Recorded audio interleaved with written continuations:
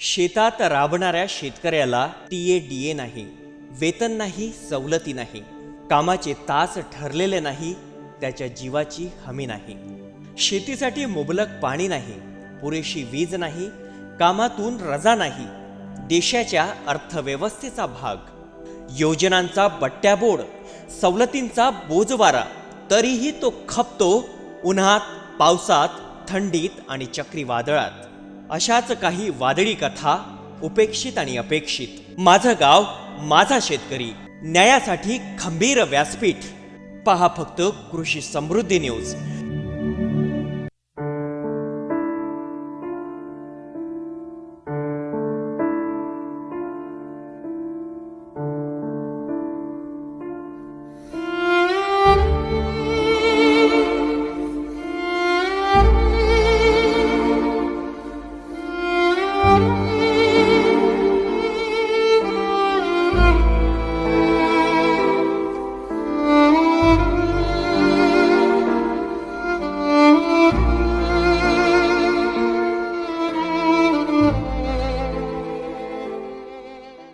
नमस्कार, मी श्रद्धा. कृषी समृद्धीच्या माझं गाव माझा शेतकरी या कार्यक्रमामध्ये आपलं सगळ्यांचं स्वागत आहे.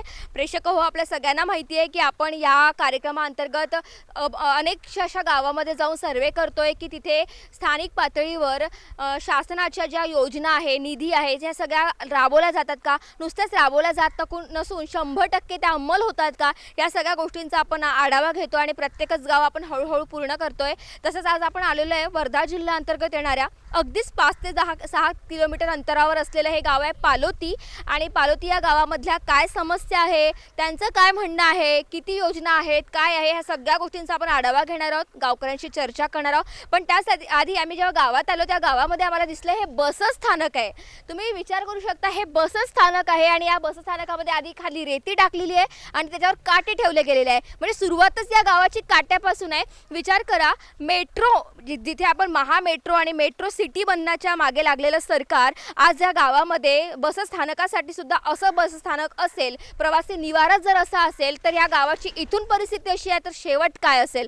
म्हणून या गोष्टीचा आता मला खूप आवड होत आहे की काय या गावामध्ये कोणाचं पितळ उघडं पडतंय का, कोणाचं काही भांडं फुटतंय का, ह्या सगळ्या गोष्टी आपण बघूच. त्यासाठी तुम्हाला बघतच राहावं लागणार आहे. माझं गाव माझा शेतकरी. चला तर जाऊयात शेतकऱ्याच्या शेतामध्ये आणि गावकऱ्यांच्या वस्तीमध्ये. तर प्रेक्षक हो, आम्ही पालोती या गावामध्ये भेट दिली आणि अतिशय गाव आम्ही जेव्हा फिरलो तेव्हा आम्हाला अतिशय समस्या इथे जाणवल्या. जेव्हा की सोयाबीनचं प्रचंड नुकसान झालं यावर्षी. 2020 हे नुकसानदायकच वर्ष असल्यामुळे सगळ्यांचंच म्हणणं आहे. पण सोयाबीन पिकानंतर जे कपासी लागलेली आहे त्याच्यावर सुद्धा कपासीचे बोंड जे आहेत ते गळायला लागलेत म्हणा किंवा पकडल्या गेलेले नाही आहेत, त्याच्यावर किडीचा प्रादुर्भाव झालेला आहे. आणि जेव्हा आम्ही सविस्तर माहिती जेव्हा जाणून घेतली गावकऱ्यांकडून तेव्हा त्यांचं म्हणणं असं झालं की ज्या बियाणे जे बियाण्याची जी कंपनी आहे त्याचं नाव आहे अंकुर ईगल आणि अंकुरचं जे 335 म्हणून जे नाव आहे त्या बिया अतिशय खराब निघालेल्या आहे. जेव्हा गावकऱ्यांशी चर्चा केली तेव्हा त्यांनी सांगितलं की एकेकाळी या बिया आम्हाला 800-900 या रुपयांच्या मिळायच्या आणि त्याची किंमत आता 2,500 ते 3,000 झालेली आहे. जे अंकुरच्या जे 335 आणि ईगलचे ज्या बियांची जी बॅग असते 30 किलोची जी बॅग असते, ती बॅग जर आपण जास्त प्रमाणात घेतली तर 2,500ची जर एक बॅग आहे आणि त्या जर आपण 40 ते 50 बॅग घेतल्या तर ते किती 25 ते 30च्या घरात जाते. आणि त्या जर बिया जर खराब निघाल्या, त्या बियाणा पूर्णच खराब निघालं तर विचार करा त्या शेतकऱ्याचं किती नुकसान होईल. याच बाबतीत आपल्याशी बोलणार आहेत एक गावकरी.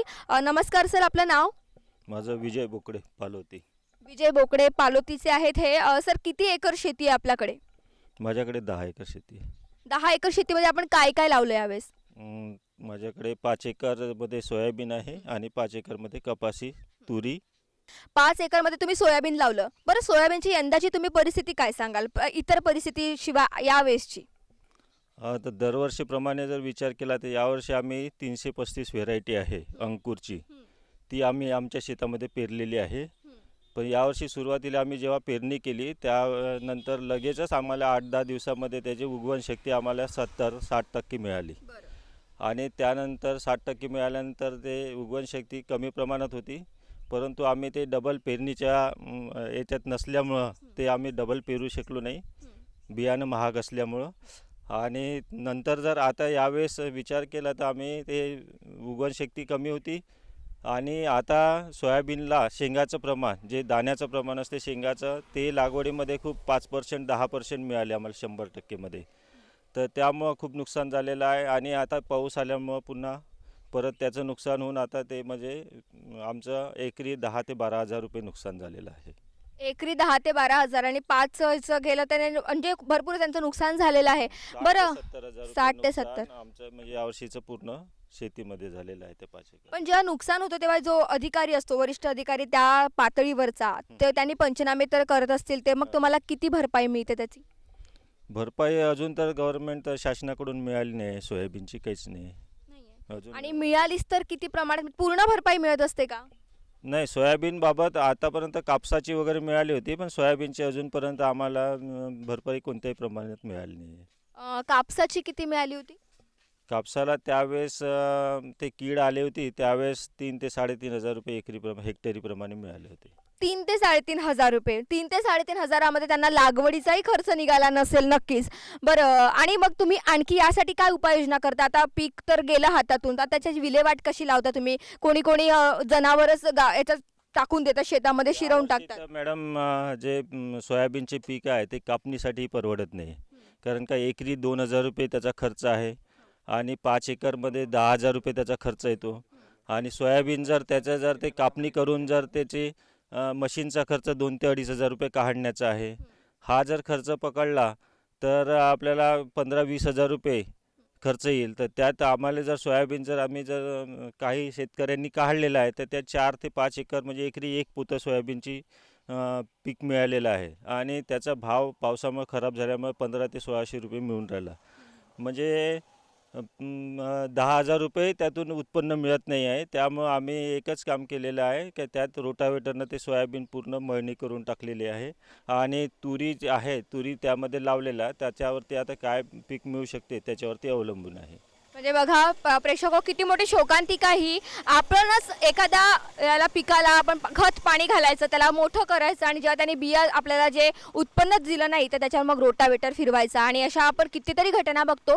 पण जे बी बियाण्याचं जे कंपनी असते ती कंपनी त्यांच्यापर्यंत इतक्या वेळा जातो, आपण खूप बातम्या बघत असतो, किती ठिकाणी ऐकत असतो, तरी पण त्यांनी हे लक्ष द्यायला पाहिजे, हे लक्षच देत नाही आणि हा प्रश्न आपण त्यांच्यापर्यंत पोहोचवण्याचा नक्की प्रयत्न करणार आहोत. बरं, मला सांगा सर, आम्ही जेव्हा इकडे सर्वे केला त्याच्यानंतर जे तलाठी असतात किंवा काही त्या बाबतीत तुमचं काही म्हणणं आहेत का? तलाठी असतात, पटवारी जे असतात, याचं सगळं सर्वे करतात, ते त्यांच्याकडे सगळं काही कामं असतात आणि आता तर ऑनलाईन कामं झालेलं आहे, डिजिटल इंडिया होऊन राहिलेलं आहे बाबा. आणि डिजिटल इंडियामध्ये तर कितीतरी ऑनलाईन कामं गावकऱ्यांसाठी सोयीस्कर असतात, तर त्याचा तुम्हाला फायदा मिळतो का कधी?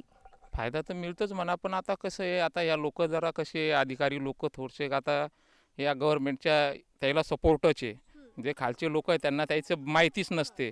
कारण काय माहिती आहे का, शेतकरी त्याच्याजवळ जातो, त्याच्या समस्या शेतकरी जर एवढा हुशार असता तर त्याला सगळं माहिती झालं असतं. पण हे लोक कसं गव्हर्नमेंटला पाठीशी घालून आपली स्वतःची कामं स्वतः करत असतात.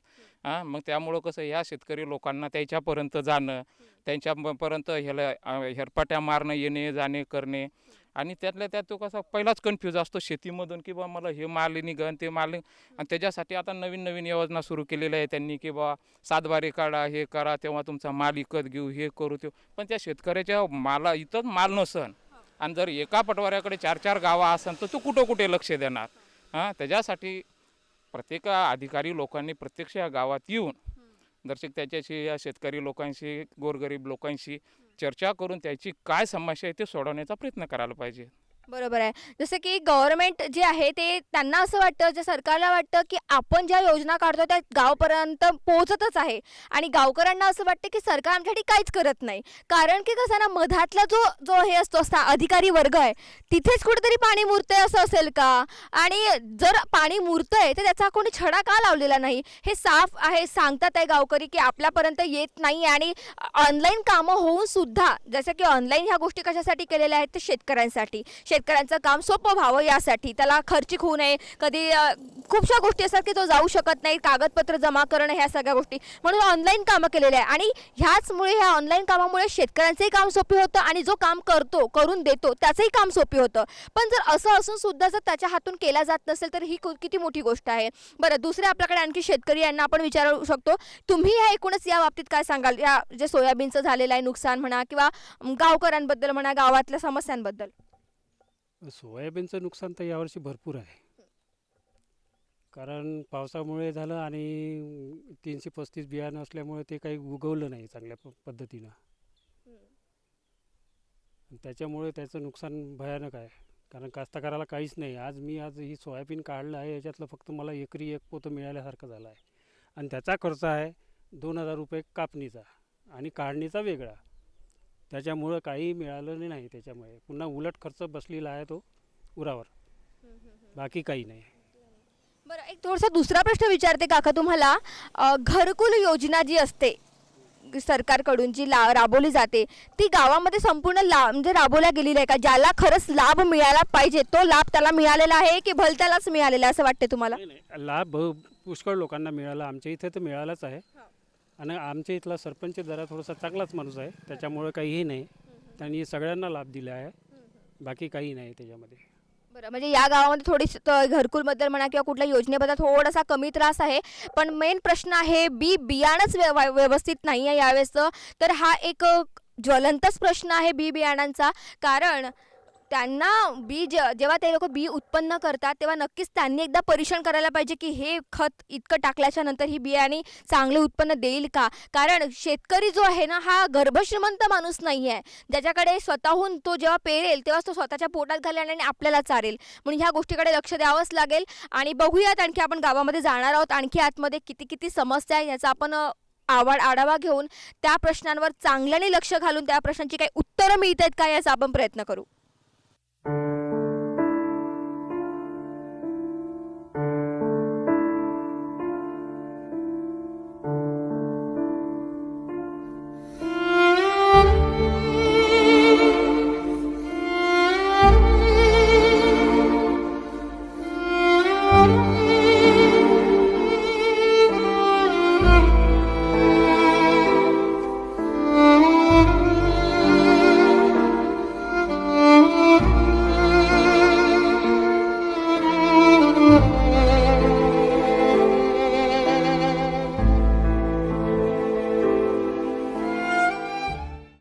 प्रेक्षक हो, इथे गावकऱ्यांची गर्दी जमलेली आहे. त्यांनाही वाटत असेल कोणीतरी आपुलकीचा माणूस आलेला आहे आपल्या अन्यायाला वाचा फोडण्यासाठी. सगळ्यात पहिला प्रश्न तर मलाच पडलेला आहे की इथे हा रोड आहे, ही नाली आहे, काय आहे, काय समजून न राहिलं. म्हणून आपण यांच्याशी एका गावकरी, एक युवक गावकरी आपल्याशी जोडलेला आहे. दादा, तुझं नाव काय आहे? कृष्णा ठाकरे. कृष्णा. बरं कृष्णा दादा, मला सांग, हे जे आम्ही इथे बघतोय हे नाली आहे की काय काय आहे, काय सांग बाबा. मॅडम, नाली पण आहे, रोडही आहे, नाली आहे, असं कसं? नाली पण. एक साईड नाली आहे, एक साईड रोड आहे. आणि आम्ही 2-3 वर्षापासून सरपंचाकडे मागणी करतो, उपसरपंचाकडे मागणी करतो, काय रोड कसा बा, नाली कशी. त्यांच्याकडे जातो तरी पण त्यामुळे हो म्हणते, माणसं पाठवतो, असं करतो तसं करतो. त्याच्यानंतर काहीच म्हणजे ह्या 10 वेळा ते मागणी करतात ज्या सरपंचांना यांच्याच प्रश्नांना सोडवण्यासाठी निवडून दिलं जाते आणि ते सरपंच यांच्याचकडून पळवाट करते. तर हा प्रश्न आहे. आणखी तुम्ही काय सांगू शकाल? इथे झोपड्या दिसतात आहे आम्हाला. एक गावाचा सुरुवातीला खूपच छान छान दिसला आम्हाला. मला वाटलं प्रगत आहे एकदम गाव, पण सुरुवातच एकदम इकडे शेवट वेगळा दिसला. काय सांगाल? ते घरकुलचा लाभ येतो, आता येतो, पुढच्या वर्षी येतो, 2 महिन्याने येतो, 3 महिन्याचं, असे करता करता भरपूर वर्ष निघून राहिले. 2 ते 3 वर्ष झाले, पण काही झालेला नाही लाभ. बरं, याच्यासाठी तुम्ही काय काय केलं होतं? सरपंचाकडे गेल्या होत्या? सरपंचाकडं, ग्रामपंचायतमध्ये 10 वेळा कागद बोलावता, पण ते काही सांगत नाही. म्हणजे बघा प्रेक्षक, तुम्हाला सगळ्यांना तुमच्या माहितीसाठी एक सांगते, जसं की प्रधानमंत्री जो आहे, पंतप्रधान जे असतात ते पूर्ण देशाचे असतात, पण एका गावातला प्रधानमंत्री जर म्हटलं तर तो सरपंच असतो. सरपंचाला इतके अधिकार असतात की तो अख्खं सरकार हलवून टाकू शकतो. पण अख्खा आपल्या गावाचाच इथला सरपंच काही विकास करत नाही आहे, हे आपल्या लक्षात आलेलं आहे. बरं काकू खूप चिडलेला दिसून राहिला, आपण त्यांना विचारू. काकू, तुम्हाला काय म्हणणं आहे? आम्हाला ह्या रोड पाहिजे, नाली पाहिजे, आमचे घरकुल आले पाहिजे. याच्यासाठी मी हे सर्व लोक नंबर लोकांना बोलत आहे. तर आम्ही समजा निघून नेतो त्याचं काय येईन बा याच्यासाठी काहीच येऊ शकत नाही. म्हणजे तुम्ही एवढे त्यांच्या प्रयत्न मागे लागून राहिले, तुम्ही त्याला माफ केलं. हां तर अजिबात ते काही लक्ष देऊन नाही राहिले. 3 डाव कागद बनवत जाते लोकांपासून, कागद देत जातो मी. हं? तुम्ही म्हणते काहीच करू शकत नाही म्हणते. समजा कोणी दारू पिऊन आले काही आले त्याचा समजा आम्हालाच बोलते वार्ड बोलेले. तर आम्ही ह्या लाईटाचं तरी सुद्धा म्हणून राहिलो तर लाईट सुद्धा बसून नाही राहिले. हो बरं, नालीबद्दल काय सांगाल? नालीबद्दल आहे, ह्या नालीचा खूप त्रास आहे का पाणी इकडचे थ्यांग जाता नाहीत आम्हाला. हो म्हणजे त्या साईडला तुम्हाला जायचं असलं तर तुम्हाला पूर्ण गाव उलटून जावं लागते, पण इकडून नाही जाता येत. नाही जाता येत. म्हणजे बघा, शॉर्टकट जर असेल दुसरीकडे जाण्याचा प्रवास बिचारांना जर पायपीट करत जावं लागते, अख्खा गाव उलटून जावं लागते, पण जवळचा रस्ता आहे तो सुरू नाही आहे यांचा. बरं, आणखी काय सांगाल? हे म्हणजे ह्या लोक बोलताय ते पुन्हा घर आहे ते बंद पाणी येते तिकडं. ते लोक बोंबलते का आम्हाला घर नाही, आम्हाला नाल्या नाही, आम्हाला पाण्याची व्यवस्था नाही, खंबा नाही. याच्यासाठी म्हणून ते आम्ही त्याला सांगत आहोत आम्ही. म्हणजे एकूणच या गावाचा एक भाग असा आहे जो प्रगत आहे आणि एक भाग असं वाटतं की जो वाईट टाकलेला आहे, म्हणजे ज्याच्याकडे लक्षच दिलं जात नाही. कदाचित त्याचं कारण माहिती नाही, त्यांचं काही वेगळं आहे का हे तर त्यांच्याशी बोलल्याच्या नंतरच कळेल. एका बाजूवरून आपण विचार करू शकत नाही की यांचंच खरं असेल म्हणून दुसरी बाजू आपण नक्की बघून घेणार आहोत. पण आणखी एक आजी आहे आपल्या जवळ. काय काय सांगायचं आजी तुम्हाला? काय सांगाल? तुम्ही किती वर्षापासून या गावात आहे? आम्ही या 45 वर्ष झाले असं आम्हाला या जाग्यावर. म्हणजे तुमचं पूर्ण झोपडं आहे असं. हो हे असं झोपडंच आहे आमचं. इथं खंबा नाही, इथं आम्हाला फिरायला लागते, लेकरं राहते हिंडते फिरतं. तर हे कसं करायचं बा, हे लाईट तर द्यायला पाहिजे ते ना. म्हणजे बघा ना प्रेक्षक, एक खरंच एक गमतीचाच विषय आहे की जर एखाद्या वरिष्ठ अधिकारी कुठलाही असो त्याच्या मुलाला जर एक काटा जरी रुसला तर त्याच्यासाठी अख्खच्या अख्खा गव्हर्नमेंट म्हणा किंवा सगळं पातळीवरचे दवाखाने हलवून टाकतो, तो सिक्युरिटी गार्ड सगळं त्याला लागून जाते. पण ह्या गावकऱ्याचे जे लहान लहान मुलं आहेत ते इथे लाईट नसलेल्या खंब्याखाली खेळतात. आता त्यांना तर आपण म्हणू शकत नाही, म्हणून शासनाने किंवा इथल्या ज्या स्थानिक पातळीवरचा जो अधिकारी आहे त्यांनी याच्यावर काम करायला पाहिजे. पण ते लक्षच देत नाही. म्हणजे वाटच बघतायत का आता मुलं गावायला काही होईल, दगावेल का, मरण पावेल का, याची वाटच बघतायत का जणू असं वाटत आहे. हो ना? हा, म्हणजे कितीतरी दिवसापासून असा जंगल एरिया हा वाटून राहिलेला आहे. काका तुम्ही काय सांगाल या बाबतीत? मी तेच सांगणार बा, हे बोलून तसेच सांगणार आम्ही. इथले जे पण इलेक्शन भांडवल तो मुलगा लहान होता तेव्हापासून याचा भांडवल हे पण नंबर करून दिलं काय पण होईन बा. एवढ्या दिवसापासून तुम्ही फक्त न्यायाच्या मागणीसाठीच आहे? हां होईन बा पण ते होताच आहे. मग काय बोलावायच्यात बोलायला गेलं तर आपलं गुप्तचार आहे म्हणते, असंच का नाही. आपण काय बोलावं असं समजा की मोठ्या अधिकाऱ्यांकडून यांना काही मिळते का बा किंवा काय आहे हा प्रश्न तर नाही मिळत. हा देऊन उद्या येऊन होते ना म्हणते, आरामाने गुप्तचार राहतं पण होते ना म्हणते. हेच आमचं म्हणणं आहे. आज हे पोराला निवडून दिलं, काय पूर्ण निवडून दिलं, मग याच्यावर काय बोला होतेच ना म्हणते. म्हणजे ते लोक मागं लागतात. म्हणजे तुम्ही मेंबर निवडून दिले जेणेकरून तुम्हाला मेंबरच्या हातून तरी होईल बा काम, पण ते काही काम होऊनच नाही राहिलेलं आहे. म्हणजे हा विषय इतका गंभीर आहे की त्यांना लढाईसाठी तोंड देणारे व्यक्ती सुद्धा उभे करण्यात केलेले आहे या लोकांनी, तरी सुद्धा यांना दुर्लक्षच केला जात आहे. आणखी एक आहेत काका आपल्याकडे. काका, घर बांधलं तर आम्ही स्वतःच्याच पैशानं बांधलं. काय आम्हाला गव्हर्नमेंटकडून काहीच नाही भेटलं, नुसते निराधारा काहीच नाही, अजूनही काहीच नाही. पण त्यामुळे पैसा कुठून आणला, म्हणजे आम्ही चोऱ्या करून बांधला का हे घर. तुमचा व्यवसाय काय, म्हणजे तुम्ही कुठलं काम करता? हा आम्ही रोज मजुरी, शेती वगैरे आहे का? शेती नाही काय नाही, भांडं कुत्रही नाही माघारी. बापरे, शेती नाही आहे, काहीच नाही आहे त्यांच्याकडे. मग रोजमजुरीच्या भरोशावर घर कसं बांधतील? म्हणजे प्रत्येकच शेतकरी गावात राहतो, म्हणजे प्रत्येक व्यक्ती शेतकरी होत नाही, ते रोजमजुरीला जातात. त्याच्यानंतर त्यांची रोजी असते 100-150 रुपये काहीतरी रोजी असते ना तुमची. मग 100-150 रुपयाच्या रोजीतून स्वतःचा उदरनिर्वाह करतील, स्वतःसाठी घर बांधतील. मग शासनाने ही व्यवस्था जी करून दिलेली आहे ही कोणासाठी करून दिलेली आहे? मग त्यांचा फायदा त्या लोकांना, ज्याचे ते फायद्याचे जे हकदार आहेत त्यांना जर त्याचा फायदा होत नाही, मग हा फायदा घ्यायचा कुणी? हाच किती मोठा प्रश्न निर्माण झालेला आहे इथे. आणखी आपल्याकडे खूप सारे चिल्लर पार्टी आहे इथे जमा झालेले. बरं, त्यांची तर सगळ्या शाळा सुरूच नाही आहे, पण मला सांगा इथे दवाखाना वगैरे सरकारी आहे का? नाही आहे. इकडे या इकडे समोर या. वर्ध्यालाच जावं लागते. म्हणजे कोणते वर्ध्याला जावं लागते? मग म्हणजे इथे काही दवाखान्याची काही सोयच नाही आहे? नाही आहे, काहीच नाही आहे. डॉक्टर लोकही नाही येत, तर काही गोळ्या नाही देत ना, काही नाही. नुसतं विचारते कसं आहे का आहे ना, आपणच चालले जाते. म्हणजे फक्त नावावर की आमच्याकडे कोणतरी येते बा, पण काहीच त्याचं राहत नाही. काहीच नाही, गोळी नाही देत ना, काहीच नाही देत. फक्त विचारते ना, लिहून घेते ना चालले जाते. काय करावं मग त्याला काय सांगून काही अर्थ नाही आहे ना त्याला. मग आम्ही 40 वर्ष झाली इथं राहत आहोत, घरकुलही नाही आले म्हणून सांगते, कागदपत्र नेते ना परत वापस आणते, अजून आलंच नाही म्हणते. बोलायला जाऊ तर बोलू नका म्हणते, तर मग काय करायचं आपण? आणि मग गावात आशा वर्कर राहते त्या येतात का? येतच नाही. आशा वर्करही येत नाही. म्हणजे हा एक विषय आणखी आपल्याला मिळालेला आहे. आशा वर्कर ज्यांना गावातल्या सगळ्यांची सर्वे करून त्यांना औषध पाणी देण्यासाठी, गरोदर महिलांना सोय लावण्यासाठी एक राहते तिथे एक मेंबर्स तिला निवड केलेली राहते, पण ती सुद्धा इकडे येत नाही. म्हणजे अतिच दुर्लक्ष यांच्याकडे केलेलं आहे असं तुम्हाला म्हणणं आहे? कोणीच नाही विचारत आम्हाला. हाय तसं हाय राहा म्हणते. का करावं आता आपण? पण ह्यांनी राहायचं, पण का म्हणून राहायचं हा किती मोठा प्रश्न आहे. म्हणजे जसं ठेवलेलं आहे तसंच राहा, एवढं तर आपणही करत नाही. जर आपल्याला कोणी लहान आजकाल शहरातल्या एखाद्या लहानशा मुलाला जर रागवलंही तरी तो एकदम त्याला जेव्हा चॉकलेट देत नाही त्याबद्दल तो व्यवस्थित बरोबर बोलायला लागत नाही. मग ही एवढी वयस्कर माणसं ज्यांनी काळच इथे काढलेला आहे, किती 25-30 वर्षापासून लढाई लढत आहे, पण त्यांना देतच नाही आहे, त्यांना न्यायच मिळत नाही आहे. हा प्रश्न अतिगंभीर आहे. याच्यावर आपण नक्कीच उजेड पाडण्याचा प्रयत्न करणार आहोत आणि बघणार आहोत की काही मिळतंय का, काही गवसतंय का. प्रेक्षक हो, आपण जे हा जो रोड म्हटलं, हा जो रोड आहे त्यालाच त्या रोडही आहे, तिथे नाली सुद्धा आहे, पण नालीच्या लगत तुम्हाला एक शेत दिसतंय.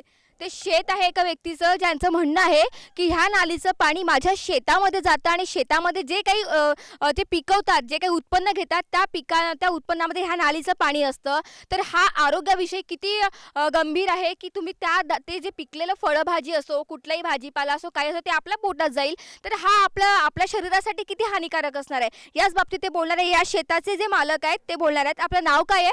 समीर वसंतराव ओंकार.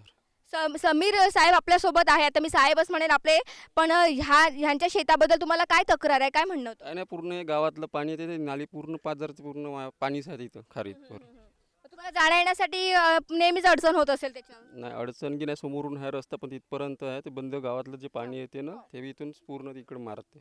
बापरे. आणि मग त्या शेतामध्ये खत वगैरे जे काही तुम्ही टाकत असाल ते सगळंच नाही काय वायात जाते. पालोती गावातल्या एका लाईनीमध्ये एका गल्लीमध्ये आपण आलो आहे. गल्लीमध्ये एका घरावर आमचं लक्ष गेलं. ह्या घरामध्ये इथे बघा तुम्हाला एक घर दिसतंय. हे एक घर आहे, अगदी जुनं आहे आणि हे थोडंसं बांधकाम केलेलं घर आहे.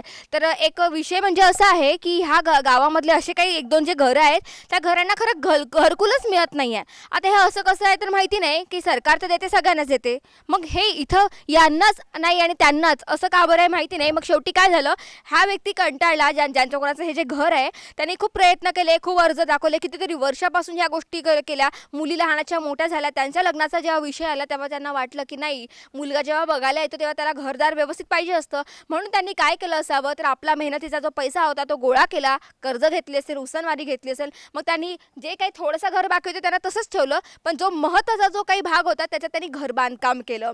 तर हा किती विषय आहे की जेव्हा लाभार्थ्यांना जेव्हा सरकार घरकुल देतं, मग घरकुल मंजूरही होतं, तर मग यांना का बरं मिळत नाही? मग यांना आपल्या मेहनतीने बांधायचंच असते, तर मग घरकुलच का बरं योजना तयार करतात? हा विषय खूप गंभीर आहे. आपण त्यांच्याशी बोलणार आहोत. आपल्यासोबत साहेब आहे.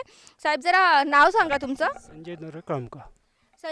संजय आहे, शेतकरी संजय जी आहेत आपल्यासोबत. त्यांना काय विषय काय आहे हा सांगा. मी अर्ज टाकला आहे मॅडम, तर माझ्या अर्जाचा काही हे होऊन नाही राहिला, लाभ नाही होऊन राहिला. मला म्हणे पैसे द्या. मी म्हणलं माझ्या पैसे, मी रोज मजुरीवाला माणूस आहो, माझ्या पैसे नाही राहत. मी म्हणलं हातावर आणतो पानावर खातो बा. तर मी म्हणलं मी पैसे देऊ शकत नाही. किती रुपये मागितले तुम्हाला? कोणी मागितले? ते मला मागितले होते 5,000 रुपये. म्हणलं माईवाली अपक्ष नाही म्हणलं देण्याची. कोणी मागितले तुम्हाला? सरपंच साहेबांना. सरपंच साहेबांनी 5,000 रुपयाची मागणी केली. आता ते मागणी कशासाठी केली आहे आपण त्यांना नक्की विचारणार आहोत. बरं, नंतरचं? हां, तर मी म्हणलं माझीवाली तेवढी ऐपत नाही पैसे देण्याची. माझ्या जेव्हा होईल तेव्हा माझ्या घर येईल तेव्हा मी हे करीन बा. मी काही देऊ नाही शकत म्हणलं. शेवटी तुम्ही आपलंच घर बांधूनच घेतलं? बांधूनच घेतलं मी. किती वर्षापासून तुम्ही या गोष्टीच्या मागे लागले होते? या आज 50 वर्ष झाली या गोष्टीला. म्हणजे मुली म्हणजे बापरे, तेव्हापासून तुमचं आधीपासून तुमचे आई वडील जेव्हा होते? वडिलाचाही लाभ नाही झाला आणि माझाही नाही लाभ झाला या गावामध्ये.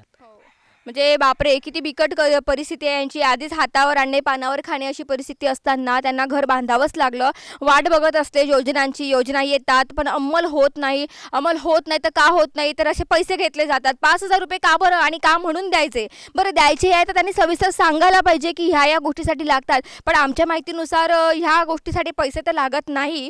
या गावामध्ये जेव्हा सुरुवातीला आम्ही आलो तेव्हा चांगलं वाटलं आम्हाला, पण खरी जी परिस्थिती आहे ही आम्हाला आत्ता दिसली. कारण या गावामध्ये रस्त्यांचा प्रश्न इथे अतिशय बिकट आहे. दुसरं म्हणजे हगणदारी मुक्त हे गाव वाटत नाही आहे. फक्तच कागदपत्री हे दिसतंय पण काही असं दिसलेलं नाही आहे.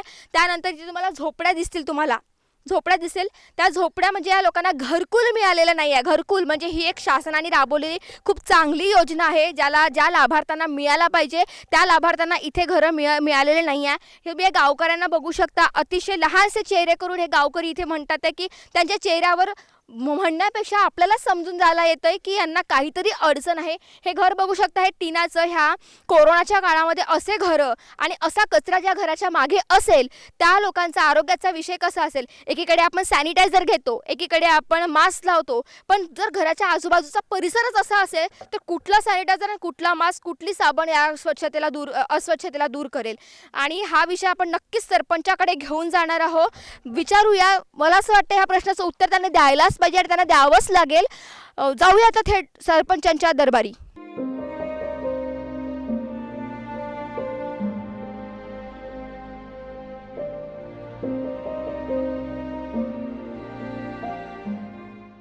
तर प्रेक्षक हो, आपण आलेलो आहे पालोती या गावातल्या ग्रामपंचायत कार्यालयामध्ये. इथे आपल्याला सरपंच मिळतील आणि त्याच्यानंतर आणखी उपसरपंच देखील मिळतील. आता ते मिळतात की नाही बघूयात, पण जर मिळालेत तर त्याच्यानंतर आपण त्यांना खूप प्रश्नोत्तरं विचारणार आहोत. एकूणच गावाचा जेव्हा आपण आढावा घेतला तेव्हा तुमच्यासमोरच आहे, माहिती आहे की कितीतरी गोष्टी आपल्याला प्रलंबित दिसलेल्या आहेत आणि कितीतरी अशा समस्या आहेत ज्याचं निराकरण झालेलं नाही आहे आणि असे काही विषय आहेत जे आपल्याला आश्चर्यित करून टाकतात.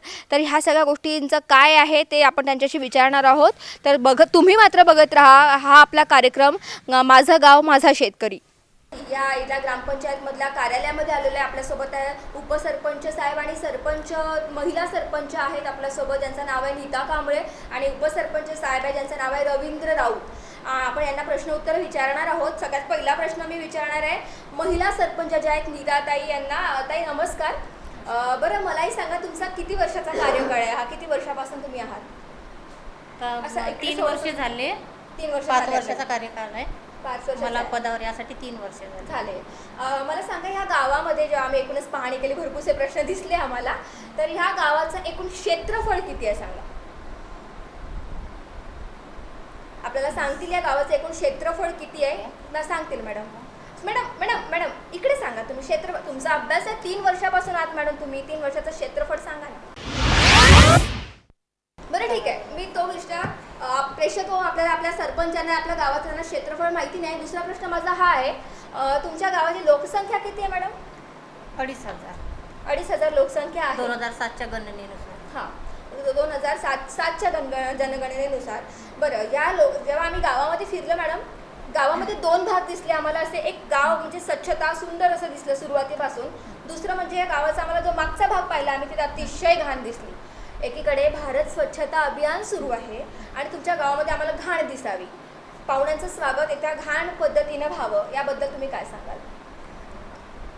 आम्ही स्वच्छता करून राहिलो. पुन्हा जे माझी कुटुंब माझे जबाबदारी जे चालू आहे 2 ऑक्टोबरपासून, ते सुद्धा मोहीम राबून राहिलो. पण लोक त्याच्यात आम्हाला सहकार्य करत नाही. बरं, म्हणजे ग्रामपंचायत असं किती करणार आहे, कुठं कुठं जाणार आहे आणि काय काय करणार आहे. लोकांचं पण सहकार्य पाहिजे ना. वार्डात मेंबर असते, त्यांचं कर्तव्य असते आपापल्या वार्डात लक्ष ठेवणे, कोण काय करत आहे, फक्त एवढंच त्यांचं कर्तव्य नसते की सरपंचानं सगळं केलं पाहिजे. बरोबर आहे, तुमचं अगदी बरोबर आहे. 2 ऑक्टोबर पासून तुम्ही काय म्हटलं, 2 ऑक्टोबरच्या त्यावेळेस तुम्ही स्वच्छता वगैरे सगळं राबवली होती. मला सांगा मॅडम, आपल्या जेव्हा घरामध्ये आपल्याला कचरा, आपण दिवसातून 3 ते 4 वेळा घर साफ करतो, ठीक आहे, मग तुम्ही 3 वर्षापासून इथे आहात आणि तुम्ही 2 ऑक्टोबर पासून स्वच्छता अभियान राबवतात. 3 वर्ष काय? माझी कुटुंब माझी जबाबदारी मोहीम म्हणत आहे. मोहीम राबवली ना मॅडम तुम्ही. माझी कुटुंब माझी जबाबदारी ही आता आलेली मोहीम आहे. त्याच्या आधी स्वच्छता अभियान गाव पातळी स्वच्छता अभियान सुद्धा राबवत आहे. दरवर्षी किती वेळा करता मॅडम? महिन्यातून वर्षातून 3 वेळा. पण बाकीचे दिवस जो कचरा असतो गावामध्ये त्याच्यात तुम्ही डस्टबिन, असं नाही वाटलं का तुम्हाला की आपण डस्टबिन लावायला पाहिजे? डस्टबिन सुद्धा लावले आम्ही. निधी येतो असेल त्याच्यातून. निधी येतो ना, तुम्हाला सांगितलं ना निधी किती येतो. तसं डस्टबिन लावायला असा निधीचा किती खर्च लागतो तुम्हाला सांगू का? आता एक डस्टबिन लावून आहे, आम्ही पहिल्या वर्षी डस्टबिन लावलेले होते. त्या डस्टबिनचा उपयोग कोण्या पद्धतीने केला लोक तुम्ही अजून कॅमेरा घेऊन पाहू शकता. दंड वगैरे काही त्याच्यावर ठेवायला पाहिजे होतं ना. मग कसं आहे पहा, तुम्हाला सांगतो, ही जबाबदारी सगळी म्हणजे ग्रामस्थांची असते. आम्ही ग्रामस्थच आहे, इथून गेल्यानंतर आम्ही ग्रामस्थच आहे. आम्ही इंटिमेशन देत असतो की बाबा रे रस्त्यावर तुम्ही ढोरं नका बांधू, जनावरं नका बांधू. हो 2 दिवस नाही बांधणार, चौथ्या दिवशी बांधते. हो कर्मचारी अपुरे आहे, 2 कर्मचारी आहे. हो आजची जर समजा 2007च्या जनगणनेनुसार जर समजा 2,500 लोकसंख्या आहे, 2,500, हो तर आजचं पॉप्युलेशन 4,000 आहे. बरं त्या नक्कीच. पॉप्युलेशननुसार तेवढं म्हणजे आजची जी डिमांड आहे गावाची स्वच्छतेवर, पाण्यावर, हो ते करवसुली येत नाही. एखादी काम असं असते की 2 माणसं किंवा 2 बाया सांगून आपण ते काम करू शकतो. बरं पण इथं आर्थिकदृष्ट्या बी सदृढ ग्रामपंचायत असली पाहिजे. बरोबर आणि कसं आहे, प्रत्येकाने स्वच्छतेच्या बाबतीत ग्रामपंचायत जबाबदारीने काम करतच असते. पण तिथल्या ज्या काही जो कोणी राहतो त्या वार्डात घरी, तुम्ही जसं म्हटलं मगाशी का आपलं घर आपण 10 वेळा स्वच्छ करतो. करतो, तसं आपला परिसरही 10 वेळा स्वच्छ केला पाहिजे असं त्याची जबाबदारी असते. किंवा केलं पाहिजे त्यांनी की ते घाण त्यांच्या घरापाशी असते. त्यांना सगळ्या गोष्टी आम्ही कमीत कमी या सीझनमध्ये 4 ते 5 वेळा फवारणी केली. बरं कोरोनाच्या काळात केली. दरवर्षी आम्ही मच्छराची फवारणी आम्ही सगळं करत असतो. हो दरवर्षी करत असतो. ही जे काही महत्त्वाच्या प्रिकॉशन्स आहे त्या आम्ही गावामध्ये राबवत असतो. पण म्हणजे यांचं असं म्हणणं आहे प्रेक्षक हो की जेव्हा आम्ही तर करतोय पण गाववाल्यांनी पण साथ द्यायला पाहिजे आणि हा खरंच मोठा मुद्दा आहे. एका जणाने चालत नाही हा सगळं. आता तुम्ही सगळ्यांचा साथ. गावामध्ये फिरल्या, हो किती ठिकाणी बंड्या, किती ठिकाणी हो, गुरं नक्कीच तुम्हाला बांधून सांगितले. दिसले. हो, हो. ही जबाबदारी आमची आहे का? बरोबर आज समजा आम्ही त्यांना पत्र दिलंय, हो पत्र दिलं 2 दिवस बांधणार, मी 3ऱ्या दिवशी तो बांधते. हो आणि कसं असते, एक प्रोटेक्शन ही गोष्ट ग्रामपंचायतीला नाही. हो तुम्हाला सांगतो, एखादी आपण कारवाई करायला गेलं की हेव्या देवाने कारवाई करते, बुवा हे आमच्या पार्टीचा नाही आहे, मग अच्छा. असं आहे, पार्टी. मग तिथं हेव्या देवाच्या गोष्टी येऊन जाते, मग भानगडी उपस्थित होते.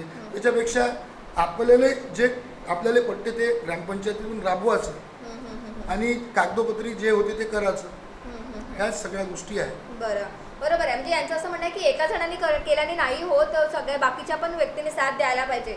बरं ठीक आहे. माझा दुसरा प्रश्न आहे आपल्या सरपंच ताईंना. जसं की मार्च एंडिंग जेव्हा होते, मार्चचा जेव्हा शेवट होतो त्याच्यानंतर मग नवीन सगळं निधी योजना जे काही निघतात त्याच्यासाठी निधी मिळतो, सगळं मिळतो. मग ग्रामसभा घ्याव्या लागतात. 4 वर्षातून 4 ग्रामसभा घ्याव्या लागतात. आपण किती ग्रामसभा घेतल्या मॅम?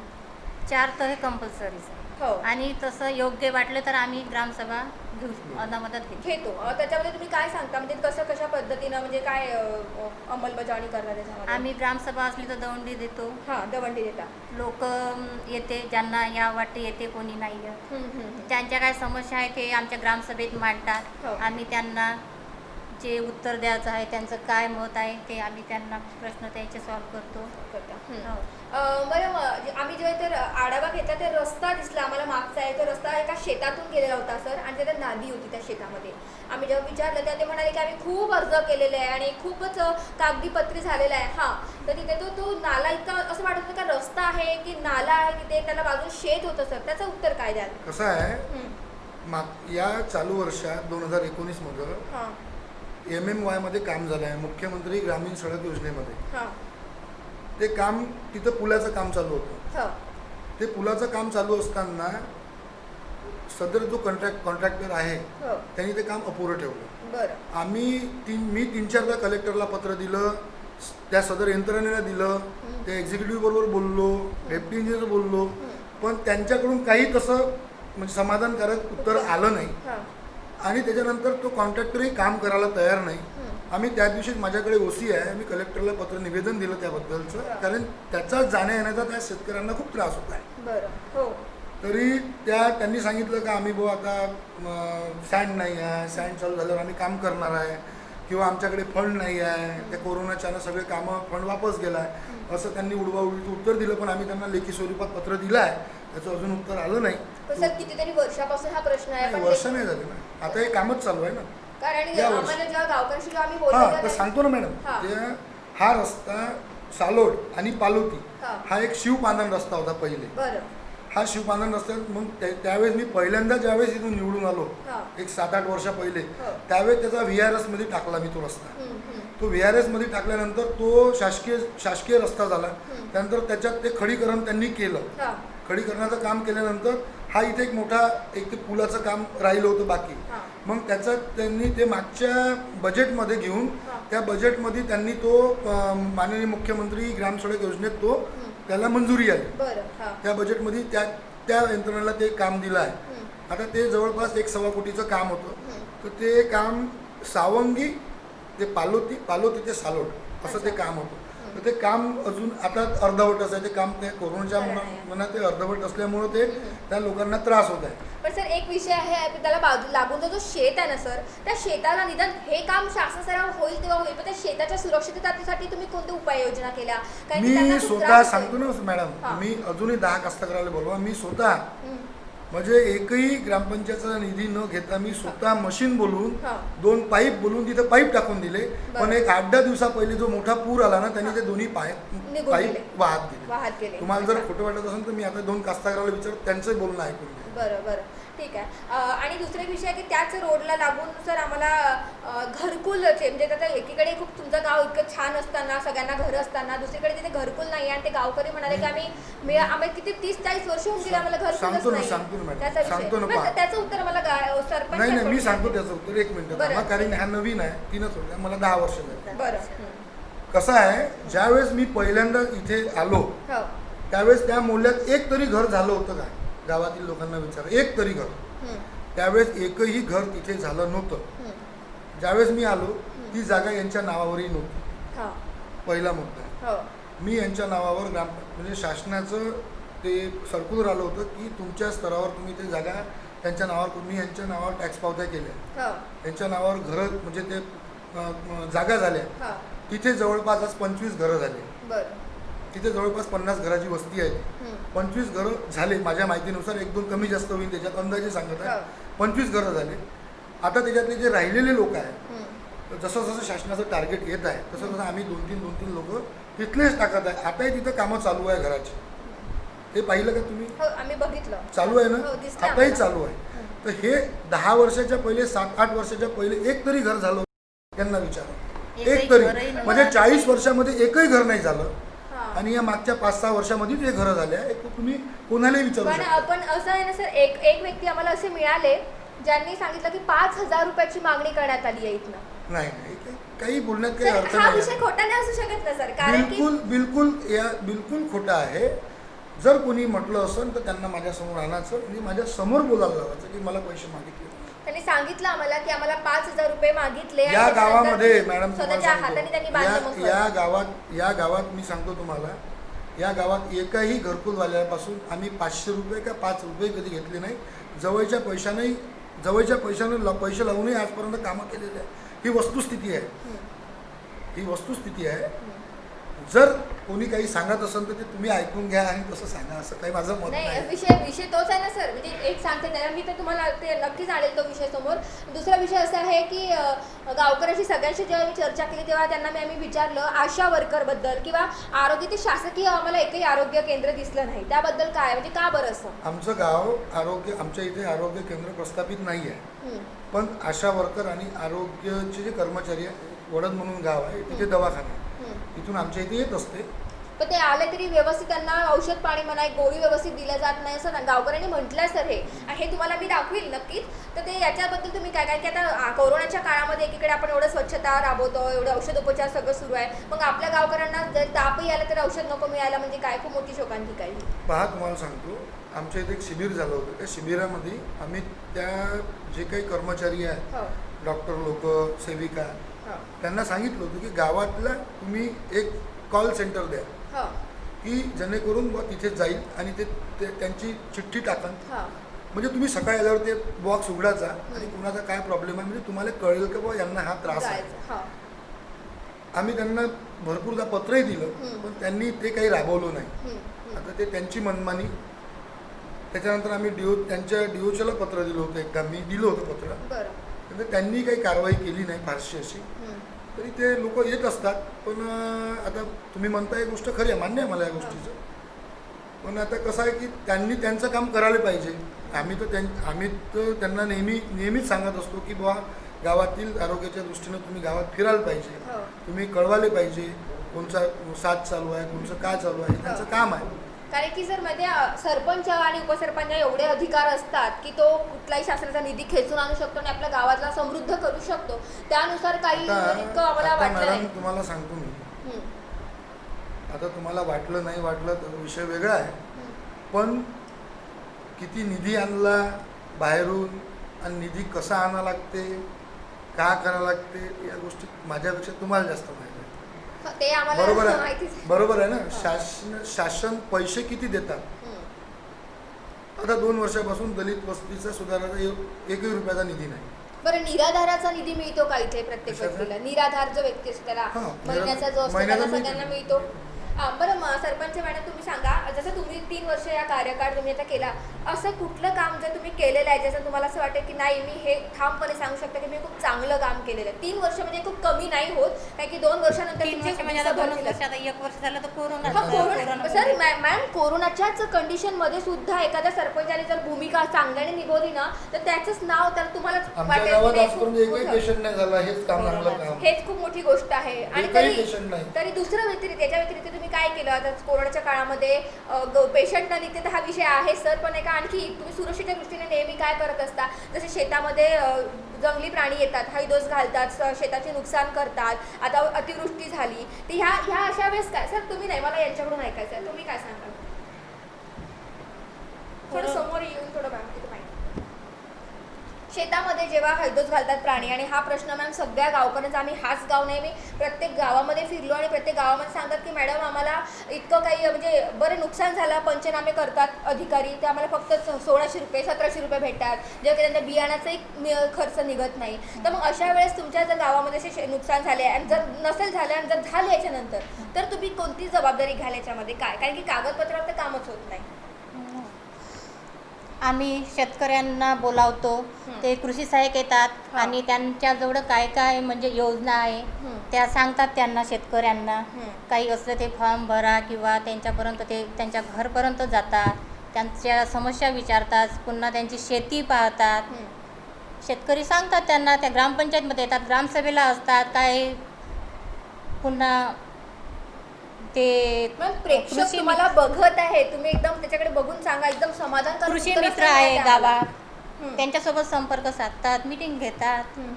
बरं, सरपंचाचं काम काय काय असतं तुम्हाला असं वाटतं? आता शाळा तर बंद झालेल्या आहेत सध्या, पण जसं माहिती आहे जशी शाळा जर असली दूर असली किंवा काही तर, आणि शासकीय शाळेत म्हणजे गव्हर्नमेंट शाळेमध्ये जर तुमच्या गावातले मुलं जातात तर त्यांच्यासाठी ग्रीन बस असते. ती ग्रीन बस म्हणजे अशी असते की त्या मुलांना जाण्यासाठी फ्री असते, ती दुसरा कुठला व्यक्ती बसला तर त्याला त्याचा शुल्क भरावा लागतो. तर ह्या ग्रीन बसबद्दल तुम्हाला काही आहे का कल्पना? ग्रीन बस तर इथून आहेच नाही ना. नाही आहे, त्याच्यासाठी तुम्ही काही तुमच्या डोक्यावर आला असेल हा विचार कधी? काही ग्रीन बस आमच्या इथे 5-6 टाइम येत असतात शाळेच्या मुलांसाठी. जात असते. हां, जात असते. आणि 6 दुसरं टायमिंग आहे. आणि मुलांना सायकली मिळतात गव्हर्नमेंट कडून, तर त्या मिळाल्या आहेत का तुमच्या गावात? मिळालेल्या आहेत. आणि जेव्हा कोरोना काळामध्ये, हा कोरोना काळ तर गेला, याच्या आधी जसं शाळेमध्ये खिचडी म्हणा किंवा काय काय काय तुम्ही सुविधा मुलांना उपलब्ध केल्या जातात, किंवा गरोदर मातांना काय काय दिलं जातं? गरोदर मातांना त्यांचा आहाराचे त्यांना काय काय आहार पोषण आहे ते त्यांची त्यांना माहिती देतात, आणि ते बचत गटातील महिला त्यांना आहार बनवून देतात. अच्छा. सप्टेंबरमध्ये त्यांचा जे पोषण आहारचं हे असते कार्यक्रम, तेव्हा बचत गटामार्फत त्या करतात आणि आमच्या याच्यामधूनही आम्ही आहार देतो त्यांना. बरं, वृक्षारोपण जे आहे हा पण एक शासनाचा खूप मोठा हे होता.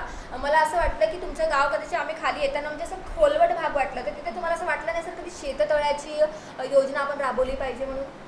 तर त्याच्यासाठी कधी काही उपाययोजना केल्या का आम्ही तुम्ही? लघु पाटबंधाराला आजही आम्ही कमीत कमी 10 वेळा प्रस्तावित केले. हां पण त्यांचं एकच म्हणणं आहे की आमच्या गावालगत एक जामठा रीट म्हणून रीट हां आहे, हां. तिथे एक शेततळ आहे ते आमच्या गावाच्या नावाने. बरं शेततळ म्हणजे मोठं तळ आहे. बरं.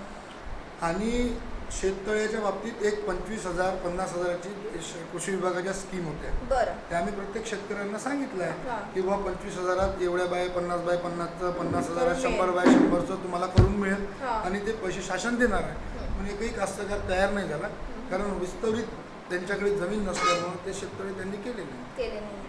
असा हा विषय आहे. बरं, बरीच माहिती आपल्याला मिळालेली आहे यांच्याकडनं, आणि यांचंही असं म्हणणं आहे की आम्ही करतो पण गावाकडूनही मिळत नाही तेवढं, त्यांचा साथ मिळत नाही. दुसऱ्या विषयांनी असा सांगितला की आमच्या परीनं गेल्याच्या नंतर जो निधी मिळतो तो निधी इतका नसतो की गावामध्ये आम्ही हे तयार करू शकू. तर नक्कीच याच्यानंतरचे जे अधिकारी आहेत त्यांची आपण भेट घेणार आहोत आणि त्यांच्याकडला हा विषय आपण त्यांच्याकडे मांडणार आहोत.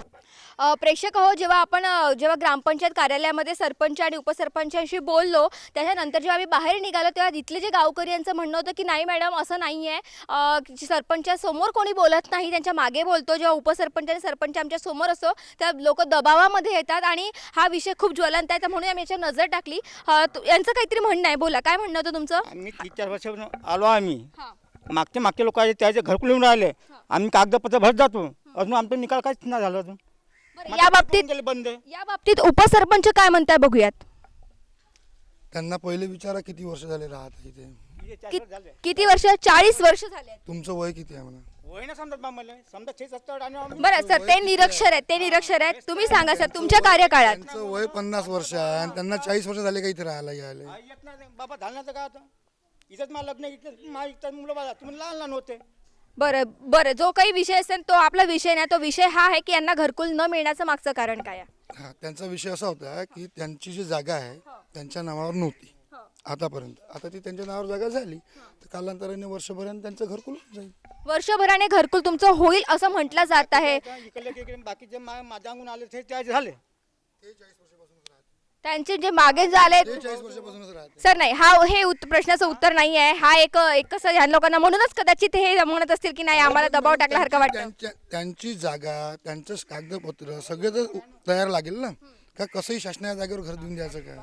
पण कितीतरी वेळा त्यांनी कागदपत्र दिले म्हणतात सर, मग एकदाच द्यायला पाहिजे ना, नेहमी कसं आहे 50 लोकांची मागणी असते, 4चं टार्गेट येत असते, 4 लोकांचं घर येत असते, मग बाकीचे 46 लोक तर नाराज होत असते ना. आता 50 लोकांच्या मागणीनुसार जर 50 घरं आले सगळ्याचेच घर होणार आहे असं यांचं म्हणणं आहे. बरं, या दादाचं काहीतरी म्हणणं होतं. दादा इकडे या. तर तुमचं काय म्हणणं होतं कुठल्या तरी गोष्टीविषयी? त्यांनी आपल्याला जे पालोती सावंगी सालोड रस्ता सांगितला आहे, ते गलितची वस्ती आपण बघितली आहे याच्या अगोदर. त्या रस्त्याशी काही संबंध नाही. तो पहिलेपासूनच रस्ता आहे, तो अलग आहे आणि हा अलग आहे. यामधले ग्रामसडक योजनेअंतर्गत 3 कोटी रुपये माननीय पंकजभाऊ भोयर यांनी मंजूर करून दिले आहे मुख्यमंत्र्यांतर्फे. आणि ते आम्ही सातत्याने यांना मागणी करण्यात आली होती की 14 वित्त आयोगाच्या अंतर्गत तुम्ही 2-2.5 लाख रुपये तुम्ही खर्च करू शकत नाही, तुम्ही आपल्या इकडे करू शकता, आमच्या इकडे नाही करू शकत, असं यांचा मतभेद राहते. मी वार्ड नंबर 2 मधील मेंबर आहे. मी सातत्यानं मागणी केली यांच्याकडे, पण हे आमच्याकडे विरोधी असल्यामुळे आमच्यावर लक्ष देत नाही. आपल्या वार्डामधले कामं केली जाते. प्रेक्षक तुम्ही बघू शकता इथे प्रत्येक जसं आपल्या केंद्र सरकार म्हणा की राज्य सरकारमध्ये 2 विरोधी पक्ष असतो आणि एक ज्या पक्षात बसलेला असतो तो असतो. आणि इथे सुद्धा एक छोटंसंच गाव आहे, अगदी छोटी लोकसंख्या, आणि याच्यातही 2 पक्ष असणं म्हणजे अतिशय भयानक विषय आहे. सर तुम्ही या बाबतीत काय सांगाल की तुम्ही इथला विकास केला नाही, तिथला गाव तर तुमचंच आहे? मी त्या विरोधाला आणि त्या याला जास्त महत्त्व देत नसतो. का बरं? गावातला सर्वांगीण विकास हेच आमचं ध्येय आहे. हा वार्ड माझा आहे आणि हा वार्ड तुझा आहे. त्या वार्ड नंबर 2 मध्ये जेवढे कामं आजपर्यंत नाही झाले तेवढे कामं माझ्या कारकिर्दीत झाले आहे. हे सत्य परिस्थिती आहे. तुम्ही 100 लोकांना विचारा, 90 लोक तुम्हाला हेच खरं सांगाल. सर 90 लोक खरं सांगण्यापेक्षा 10 मधला एक जरी खोटं हे सांगत असेल सर, तर त्याचा विषय तर खूप गंभीर आहे. तो वैयक्तिक विषय असतो. वैयक्तिक सर, इथे एक नसून इतके सारे जण विरोधी आहे तुमच्या, त्याच्यानंतरही तो विषय तुम्ही विचारा ना की या 5 वर्षात वार्ड नंबर 2 मध्ये जेवढे कामं झाले, ज्या ठिकाणी पाय ठेवायची अशी इच्छा नव्हती होत त्या ठिकाणी सिमेंट कॉन्क्रीट रस्ते नाल्या सगळं झालं आहे, पाण्याची हापशी झाली आहे, सगळ्या गोष्टी झाल्या आहे. आता तो जो भाग आहे, तो जो म्हणते तो जो याचा भाग आहे ना, तिथून पूर्ण गावाचं पाणी जात असते. आता ते आम्ही नवीन 15व्याच्या आराखड्यामध्ये घेतलं आहे आणि ते काम 1-2-4 महिन्यात 8 महिन्यात आता जसा निधी आल्यानंतर ते काम होऊन जाईल. बरं, किती निधी लागू शकतं असं तुम्हाला वाटतं याला? त्याला जवळपास 3-1 लाख रुपये लागेल. 3 लाख रुपये लागतात. आणि यांनी जेव्हा सांगितलं की 2.5 कोटी किती नाही, तो कितीतरी कोटी मंजूर झालेला आहे म्हणून तुम्ही सांगितलं. हां 3 कोटी मधलं 2.5 लाख किंवा 3 लाख तर काहीच मोठा विषय नाही सर. मग तुम्ही याच्यासाठी काही प्रयत्न नाही केले? प्रयत्न केले मॅडम, पण त्यांचं क्रायटेरिया ठरल्याप्रमाणे त्या मुख्यमंत्री ग्रामीण सडक योजनेच्या त्या कार्यक्रम ठरल्यानुसार ते बाहेर काम करत नसते आणि ते त्या रस्त्याच्या बाजूचं काम आहे म्हणून त्यांनी ते केलं नाही. मी त्यांना वारंवार सांगितलं की ही काम करून द्यावं, पण आता त्यांचं ते रेग्युलरच काम त्यांनी केलं नाही तर ते बाहेरचं काम कसं करणार? बरं बरं, हा प्रश्न तुम्ही किती वर्षापासून बोलत आहात? दर मीटिंगला दर मीटिंग. बरं सर, उपसरपंच मॅडम तुम्ही इकडे या. कसं आहे, आता उपसरपंचाचा मुद्दा आपण संपवूया. सरपंच ज्या 3 वर्षापासून 3 वर्षामध्ये नक्कीच तुम्ही कितीतरी वेळा मागणी केली असेल, तेव्हा या असतीलच. मॅडम तुम्ही सांगा, कारण की असं मला माफ करा पण या बाबतीमध्ये असं वाटतं आहे मला की उपसरपंच उत्तर देत आहे, त्यांचा कार्यकाळ भरपूर आहे, पण 3 वर्षाचाही कार्यकाळ काही कमी होत नाही. त्यांनी आता उत्तर द्यायलाच पाहिजे. बोला मॅम, या बाबतीत तुम्ही काय सांगाल? करू ना, पण आता सध्या तर म्हणजे आमचे सदस्य मीटिंगला जेव्हा येतात मासिक मीटिंगला, तेव्हा एकही सदस्य हे मीटिंगमध्ये बरोबर बसत नाही आणि काय त्यांच्या समस्या आहे बरोबर सांगत नाही. येतात बस असे 5 मिनिट बसले का चालले जातात. मग आम्ही काय त्यांच्या समस्या ऐकू आणि काय सांगू? बरं, या बाबतीत मित्रा तू काय सांगशील? मॅडम, सरपंच आणि उपसरपंच आतापर्यंत मला 3 वर्ष झाली. 3 वर्षात 1 रुपयाची माझी 4 कोटीची कामं आहे गावात. मी स्वतः ग्रामसेवक मॅडमपासून ठराव नेऊन स्वतः मी कामं आणले आहे. 50-54 अंतर्गत बसस्टॉप जवळून सरळ रोड गेला, तुम्ही बघितला असेल. थोय पण आणला आहे. 15-25 अंतर्गत ते लाईट वगैरे आणले, तुम्ही बघितलं ते बंद आहे. त्याची पण मागणी केली आहे चालू करण्याकरता. हे तर काम अगदी छोटे आहे. लाईटाचं बंद लाईटाला चालू करणं ही काम खूप छोटी गोष्ट आहे. मग याबद्दल कसं कोरोनामुळे सध्या वसुली बंद आहे. आम्ही त्यांना जास्त फोर्स करू शकत एक मिनिट, कोरोनाचा हा काळ फक्त 7 महिन्याचा आहे, याच्या आधीची गोष्ट आहे मॅम. फरवरी पासूनचा तरी पण आहेच ना. त्याच्या आधी मग आता पडले 9-10 महिने झाले, तर मग आता काय करणार? मॅडम माहिती आहे का तुम्हाला? किती? 1च वर्ष झालं. मग कसं करणार आहे तुम्ही विचार हे करा. नाही विचारलं तुम्ही. 1 वर्षा पहिले तो 2.5 लाख रुपये निधी खर्च झाला त्या लाईटावर आणि तो 1 वर्षानंतर ते लाईट बंद पडतात. म्हणजे त्या लाईटात कोणची क्वालिटी आहे? मग ते लाईट ज्या दर्जाचे नसतील त्याच्या जिथून लाईट लावले ना, त्या यंत्रणेचं काम आहे. त्याचं 3 वर्ष वॉरंटी पिरियड असते. त्या यंत्रणेने येऊन तपास करणे, त्या यंत्रणेने ते लाईट बंद आहे की चालू आहे की त्याचं मीटर बंद पडलं, ही ज्या यंत्रणेने लावले. आम्ही ते लाईट लावले, आमच्या यंत्रणेने नाही लावले. ते जिल्हा परिषदेच्या यंत्रणेने लावले, बांधकाम विभागाने. त्यांनी ते चौकशी करायला पाहिजे. पण मला असं वाटतं सर, मला तरी असं वाटतं की जेव्हा आम्ही चांगले प्रगत गावं जेव्हा बघतो तेव्हा की ते विरोधी पक्ष हा विषय असतो खूप म्हणजे कसं खूप कमी प्रमाणात असतो. तर सगळ्यात जे म्हणजे गट मेंबर जे आहेत सगळ्यांनी जर मिळून काम केलं तर ह्या संपूर्ण गावाचाच विकास होईल ना. तर हे तुम्ही आणि मला एका विषयावर अतिशय म्हणजे हसायला येत आहे की तुम्ही आले की कोणी बोलत नाही, हा असा विषय का बरं? म्हणजे तुम्ही काय चाकू बिकू घेऊन फिरता का, की तुम्हाला असं काय वाटतं की तुम्ही आपुलकीने वागत नाही का?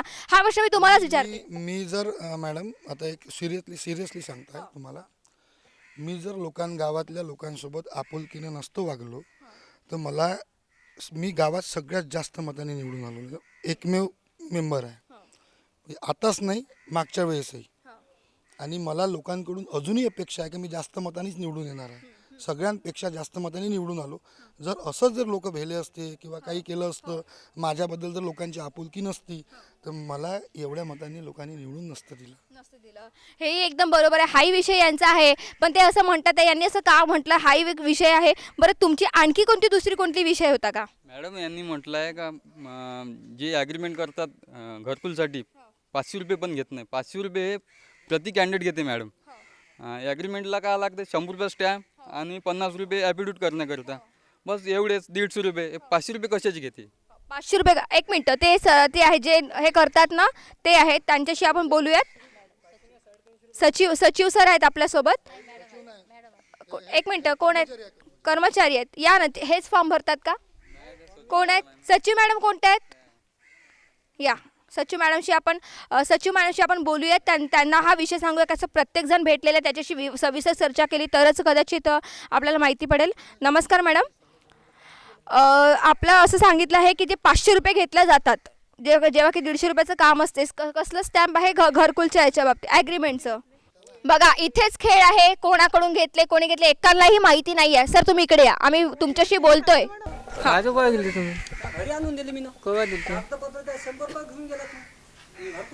मला माहित नाही ना. विषय बघा किती गंभीर आहे. इथेच काम करतात आणि इथेच समजत नाही. सांगणारा व्यक्ती सांगतो का मी 500 रुपये दिले, हा व्यक्ती म्हणतो मी 500 दिलेच नाही. एका व्यक्तीने मला पैसे दिले होते 350 रुपये. 350 मी त्याला स्वतः घेऊन गेलो. तो काय म्हणे मी स्वतः काय येत नाही. 100 स्टॅम्प घेतला त्याच्या नावाचा, तर त्यानं मला 100 स्टॅम्प आणून दिला. त्याच्यापासून 250 रुपये घेतले. पुन्हा 30 रुपये फाईल झाली. त्याच्यानंतर मग त्याचं जे ॲफिडेविट आहे ते कॉम्प्युटर वाईज लिहायचं, त्याला 70 रुपये दिले. माझं पेट्रोलला मी खर्च झाला 70 रुपये त्याच्यानंतर मी 350 रुपये घेतले होते. 350 हो. पूर्ण मिळून 350 झाले. मग हे 150 रुपयाचं आणखी 150 रुपये कुठे गेलेत? 500 रुपये ते 150 रुपये तुम्ही त्यांना परत केले का? मला मी 500 रुपये घेतलेच नाही ना, मी 350 मग हे सांगतात आहे की मी 500 दिले. हो काऊन करता तुम्ही? अरे तुमच्याकडून होत नाही तर कामं सोडून द्या ग्रामपंचायतचे. भरू आले आज या गावामध्ये मायवाला बंदी पेढी जाऊन राहिली, माझ्या घरकुल नाही आलं अजून. हां या याच्याकडे जातो त्याच्याकडे जातो. हां कवा म्हणजे आज मायवाले आजा वडील मी इच्छा साव या गावातलं होय. हां पक्का आहे तर केव्हा मीनं बांधलं साहेब. हो पाहिलं या ना पक्का बांधलं म्हणजे माझ्या पोरी लग्नाचं घरकुल नाही मिळालं. बांधलं मागं लागू हे केलं आहे. अजून पण मग जेव्हा पक्क नव्हतं तेव्हा तर मिळायला पाहिजे होतं ना सर. कसं मिळेल? कुठून देणार आहे? त्यांच्या जागा त्यांची जागा तुमच्या नावावरच नव्हती तर तुम्हाला मिळेल कसं? हाही एक विषय आहे ना सर. आज मॅडम माझ्यापाशी पावत्या आहे. काय तुम्हाला सांगतो आता जिथं राहत आहे ना त्यांचं घर पक्का आहे. यांना पक्का ज्याचं घर पक्का आहे त्याला घरकुल कसं मिळेल? पक्क म्हणजे मग अर्ज कसे तुम्ही घेऊन राहिले ना कसं हे मग आता आलं या पंचवार्षिकला आलं 12 महिन्यानं आलं तुमचं आता आलं रमाबाईच्या याच्यात आलं असे म्हणून राहिले. मग आम्हाला समजत नाही म्हणून पंचायत समितीचे कर्मचारी ते घर पाहायला येत असते. त्यांना जर वाटलं की हे घर यांचं खरंच पडकं आहे बा, हे घर मंजूर केलं पाहिजे तर ते तेच मंजूर करते. आम्हाला फक्त प्रस्ताव पाठवणे आहे, बाकी काही प्रस्ताव पाठवणे आहे. बरं हा विषय सखोल आहे. या विषयात चर्चा जितकी करावी तितकी कमी वाटत आहे. नक्कीच काय आहे याचा आपण याचा मागावा घेणारच आहोत. तोपर्यंत सध्या तरी थांबूयात. विषय काय आहेत याचा विषयाचा अभ्यास करूयात आणि नंतर पुन्हा तुम्हाला सांगूया ह्या विषयाचं सविस्तर उत्तर काय मिळालं ते. तर प्रेक्षक हो आपण आलेलो आहे पालोती या गावातील तलाठी साहेबांकडे आणि तलाठी साहेबांचं नाव आहे BR ढोणे. यांच्याकडून आपण माहिती करून घेऊयात की कसं काय चालतो त्यांचा कारभार, किती वर्षापासून ते आहे तिथे आणि त्यांचं एकूणच काम किती कसं कसं केलं जातं, किती अंतर्गत किती गाव आहे त्यांच्या हाताखाली, ह्या सगळ्या गोष्टींचं. सर नमस्कार. नमस्कार मॅम. सर माझा पहिला प्रश्न हा आहे की तुम्ही किती वर्षापासून इथे हे सगळं सांभाळतात? 22 डिसेंबर 2015 माझी जॉईनिंग आहे आणि माझ्याकडे जूनपासून 2016 माझ्याकडे चार्ज हँडओव्हर झालेला आहे. बरं म्हणजे अजून 5 वर्ष झालेलेच आहे. आता या डिसेंबरमध्ये 5 वर्ष पूर्ण होतील तुम्हाला. बरं एकूण किती गावांचं काम तुम्ही सांभाळता? एकूण 5 गावचं काम सांभाळतो. त्यात पालोती आहे, जामठा आहे, कुरजडी जामठा आहे, असरतपूर रीट आहे आणि बनपूर एक रीट आहे. 2 रीट आहेत, 3 आबाद आहेत. बरं सर जेव्हा आम्ही सगळ्या गावाचा कार्यभार जेव्हा बघितला सगळं नुकसान जे काही असतं, आता यावेळेस अतिवृष्टी खूप झाली कोरोना काळामध्ये सुद्धा, आणखी आयात निर्यातीचा प्रश्न असल्यामुळे शेतकऱ्यांनी खूप त्यांचं नुकसान झालं आणि मग नुकसानीमध्ये अतिवृष्टीमुळे आणि बी बियाणांमुळे तर अतिच नुकसान झालेलं आहे. कधी कधी रोही येतात, कधी कधी शेतकऱ्यांचं उद्ध्वस्त करतात, मग त्याचे पंचनामे करावे लागतात. तर ह्या पंचनामे करण्याची ही जी क्रिया आहे ही कशी काय असते आणि कोण असतं तुमच्यासोबत तेव्हा? किंवा जंगली जनावरांना जर त्रास देऊन ते समजा त्यांचं नुकसान काही केलं तर त्यांचा पहिला अर्ज जातो फॉरेस्टला. फॉरेस्टसोबत पटवारी कंबाईन त्याचा पंचनामा होतो आणि त्याच्यानंतर फॉरेस्टमधून त्यांना काय अनुदान जे नुकसाननुसार त्यांना मिळते. आणि बाकी इतर विषय म्हणजे नुकसान जे आहे ते किती टक्के मिळत असतं, पूर्ण मिळत असतं आणि त्याला किती अवधी लागतो या गोष्टीला? सगळं अवधी आता कास्तकार कधी म्हणतात की 1 महिना लागतात, कधी 15 दिवस लागतात. की पहिलं आमचं काम आहे पंचनामा करून देणे सर्व. मग नंतर ते अनुदानाचं काम ते फॉरेस्ट डिपार्टमेंट समजा जंगली जनावरांचं झालं असेल फॉरेस्ट डिपार्टमेंटचं राहते. आता उरला आता बाकीचे सोयाबीनचा सर्वे करा म्हटले. प्रत्येक आम्ही कंबाईन सर्वे केलेला आहे. ग्रामसेवक, कृषी सहाय्यक आणि पटवारीसोबत म्हणजे आमच्याकडे पूर्ण लेखाजोखा असतो शेतीचा लेखाजोखा घेऊन आम्ही तिथे नकाशा, सर्वे नंबर, नाव वाईज आणि सर्व तिथं सोयाबीनच्या याच्यावर गेल्यानंतर त्याचं व्हॅल्युएशन किती टक्के नुकसान झाली आहे, काय झाली आहे यांचा पूर्ण तांत्रिक जे अभ्यास असतो तो कृषी विभागाला असतो. तो कृषी सहाय्यक त्याच्यानुसार तो नुकसान भरपाई ठरवतो. आणि बाकी राहिली जी अनुदान येण्याची प्रक्रिया जशी गव्हर्नमेंटची आहे, जशी मागे बोंडाळीला अनुदान मिळालं तसंच आता यावेळेस शासन जो निर्णय घेईल त्याच्यावर अवलंबून राहील. बरं सध्या ऑनलाईन कामं सगळे सुरू झालेले आहे, तर ऑनलाईन कामं करताना तुम्हाला कधी असं अडचण येते का? कधी नेटचं अडचण असते, कधी काही असतं, तर यावेळेस तुम्ही मग काय करता अशा वेळेस? मग नेटचा सर्वात म्हणजे खेडेगावामध्ये सर्वात जास्त प्रॉब्लेम आहे. आता इथं पालोती आता माझ्याकडे 5 गाव आहेत, या 5ही गावात इंटरनेटचा प्रॉब्लेम आहे. मग अशा ठिकाणी आम्ही एक काम करतो, कास्तकार येतात त्यांची यादी लिहून घेतो, वर्धेला जाऊन तहसीलमध्ये त्याची सातबारे प्रिंट काढतो आणि नंतर इथे आणून त्यांना वाटप करतो.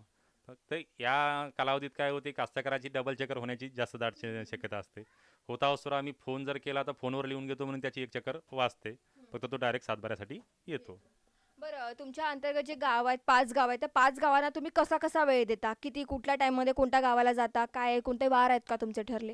हां, तर इथे कास्तकाराला ऑफिस, आमचं हेड ऑफिस समजा पालोती आहे आणि अदर 4 गाव आहेत माझे.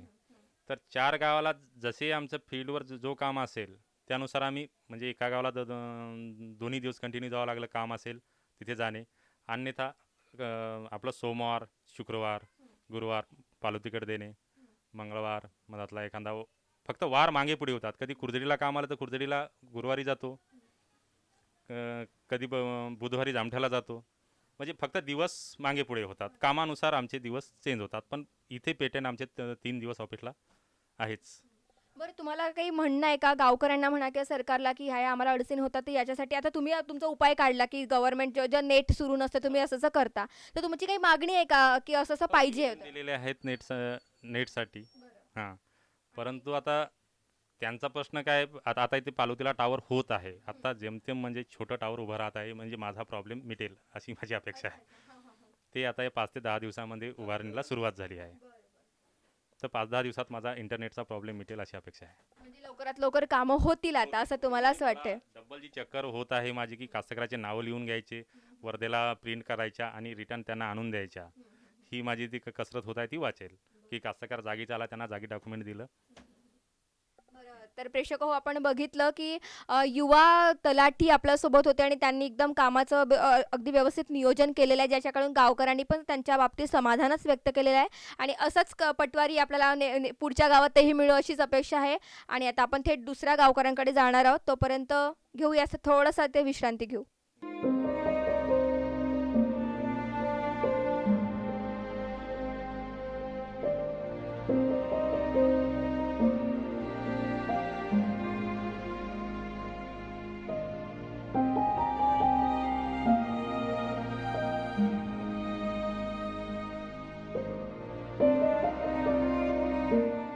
तर प्रेक्षक नमस्कार, पुन्हा एकदा तुमचं स्वागत माझं गाव माझं शेतकरी या कार्यक्रमामध्ये. आणि तुम्हाला माहीतच आहे आपण प्रत्येक गावामध्ये जात असतो आणि प्रत्येक गावाचा आपण सर्वे केला, त्यासंबंधी काही प्रश्न होते, काही प्रश्नांची उत्तरं आपल्याला पाहिजे. त्यासाठीच कृषी संबंधी जे काही प्रश्न असतात त्याचे प्रश्न आपल्याला त्यांच्या पालकाला विचारावे लागतीलच नक्की. म्हणूनच आपण आता आलेलो आहे वर्धा जिल्हा कृषी अधीक्षक अमर त्रिटे अनिल इंगळे. म्हणूनच आता आपण आलेलो आहेत वर्धा जिल्हा अधीक्षक अनिल इंगळे साहेबांकडे आणि त्यांच्याशी आपण थोडी चर्चा करणार आहोत. भरपूरशा प्रश्नांची उत्तर आपल्याला नक्कीच मिळतील, तर जाऊया थेट त्यांच्याचकडे. नमस्कार सर. नमस्कार. तुमचं कृषी समृद्धी आमच्या या वृत्तवाहिनीमध्ये खूप खूप स्वागत. थँक्यू. सर, माझा पहिला प्रश्न आहे, मी सरळ विषयाला हात घालते. विषय असा आहे की तुमचा जो कारभार असतो तो कशा प्रकारे चालतो, कृषी विषय किती लोकांची टीम असते तुमची आणि कसं काय असतं ते मी आपल्याला सविस्तर सांगतो.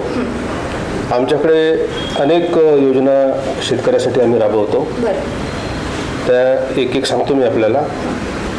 पहिल्यांदा सर्व विस्तार योजना.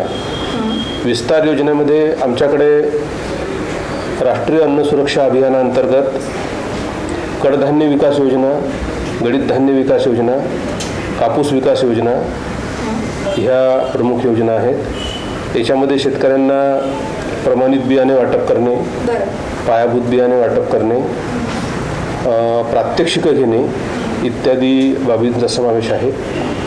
यासोबतच क्रॉपसॅप नावाची शासनाची योजना आहे, ज्या अंतर्गत शेतकऱ्यांच्या पिकावर जे कीड आणि रोग येतात त्याचं सर्वेक्षण करणे आणि सर्वेक्षण करून मग त्या शेतकऱ्याला त्या कीड आणि रोगाचं नियंत्रण कसं करता येईल त्याबाबत मार्गदर्शन करणे.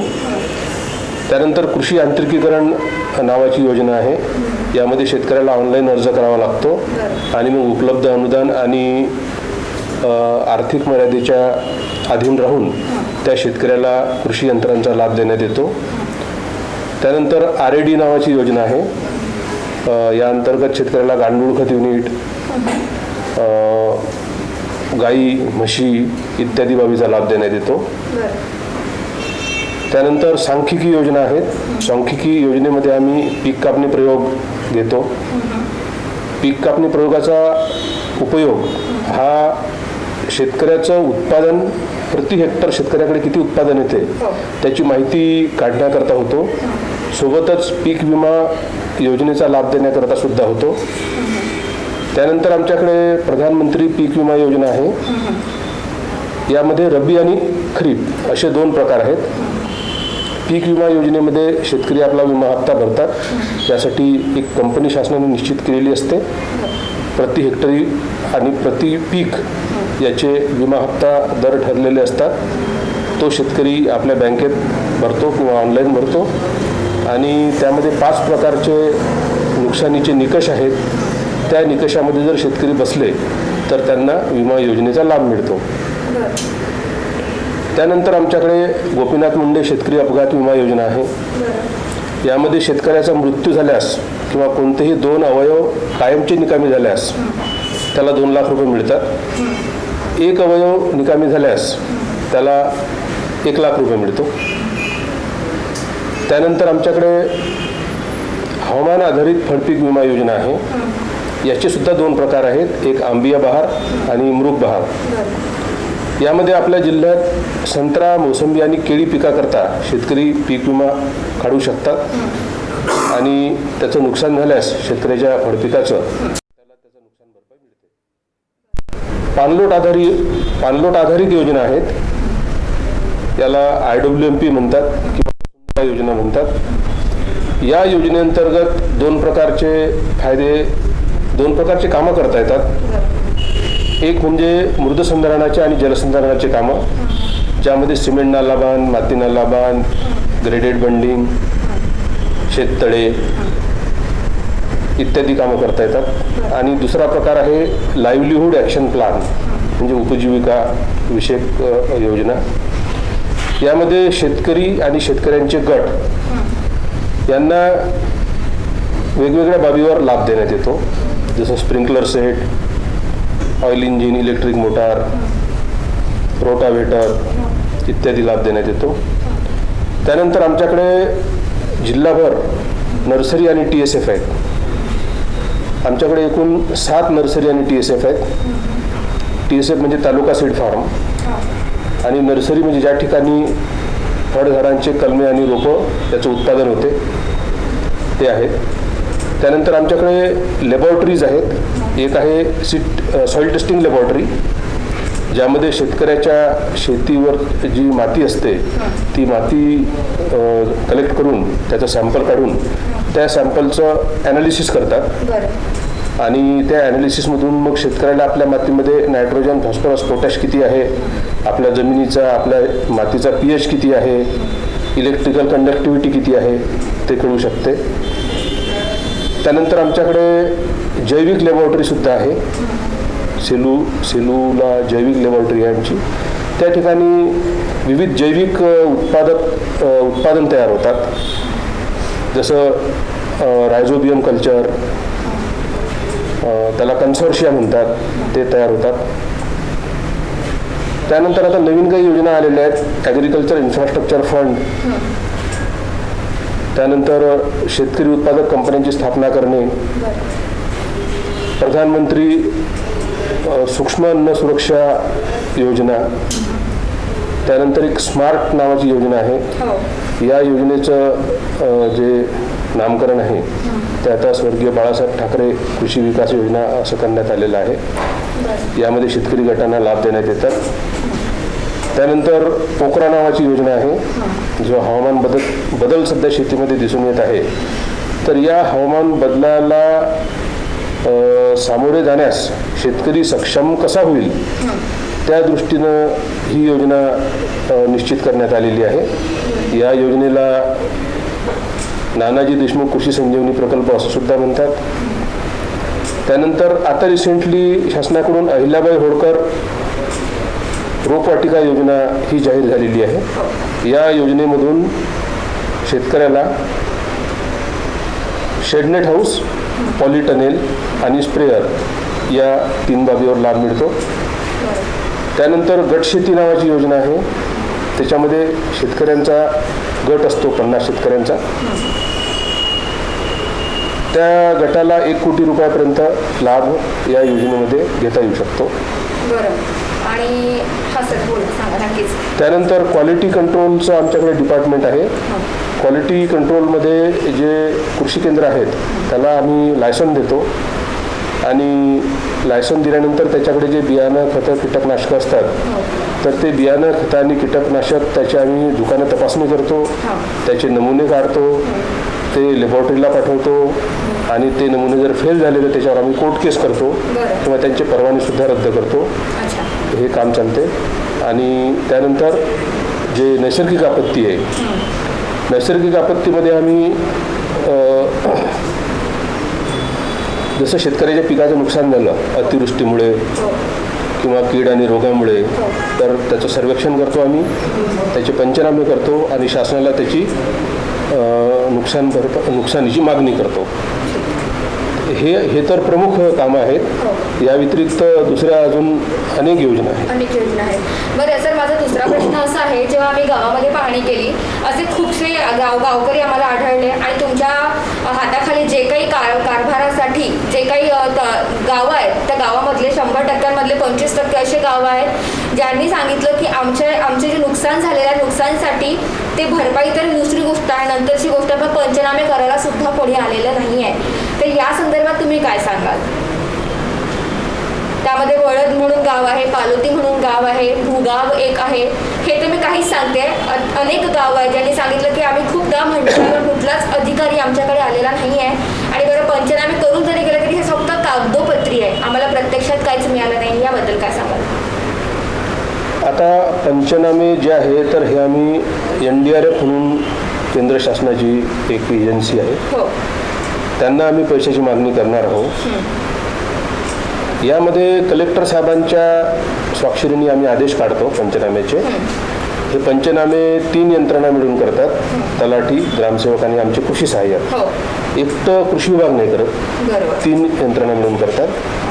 आणि याच्यामध्ये सुरुवातीला थोडासा तुम्ही म्हणता त्याप्रमाणे प्रकार झाला होता की प्रत्येक यंत्रणा म्हणत होती की हे आमचं काम नाही. मग आम्हाला त्यांना कन्व्हिन्स करावं लागलं की हा शासन निर्णय आहे आणि शासन निर्णयानुसार हे तिघांचंही काम आहे. मग त्याच्यामध्ये थोडा डिले झाला, परंतु आता काम जवळपास पूर्ण झालेलं आहे पंचनाम्याचं. जवळपास पूर्ण झालं? जवळपास म्हणजे एक्झॅक्टली सांगतो, जवळपास म्हणजे 7 तालुक्याची माहिती आलेली आहे माझ्याकडे. फक्त वर्धा तालुक्याची माहिती अप्राप्त आहे आणि तिथले काही अधिकाऱ्यांच्या आता एवढ्यात बदल्या वगैरे झाल्यामुळे ती अप्राप्त आहे. त्याबद्दल मी जे आपले RDC साहेब आहे यांच्याशी कालच बोललो आणि ती माहिती पण येऊन जाईल. आता सध्या जी माहिती आलेली आहे त्यावरून 98,500 हेक्टरवर सोयाबीन पिकाचं नुकसान झाल्याची माहिती आली. भरपूर प्रमाणात झाले आणि काही शेतकरी आम्हाला असे मिळाले की त्यांनी आम्हाला सांगितलं की जे बी बियाणे त्यांनी पेरलं ते बी बियाणंच अगदी निकृष्ट दर्जाचं होतं. ज्या की तुम्ही आताच तुमच्या माहितीमध्ये सांगितलं की आम्ही त्या बी बियाणांचं पहिले परीक्षण करत असतो, त्याची चाचणी करीत असतो, त्याच्यानंतर ते बाजारात आम्ही आणण्यास परवानगी देतो किंवा त्यांचे परवाने आम्ही रद्द करीत असतो. मग हे असं असताना सुद्धा ते बी बियाणे यांच्यापर्यंत पोहोचलेच कसे? एकेकाळी 7 ते 8 वर्ष आधी ते बी बियाण्यांची किंमत होती 900 ते 800 रुपये.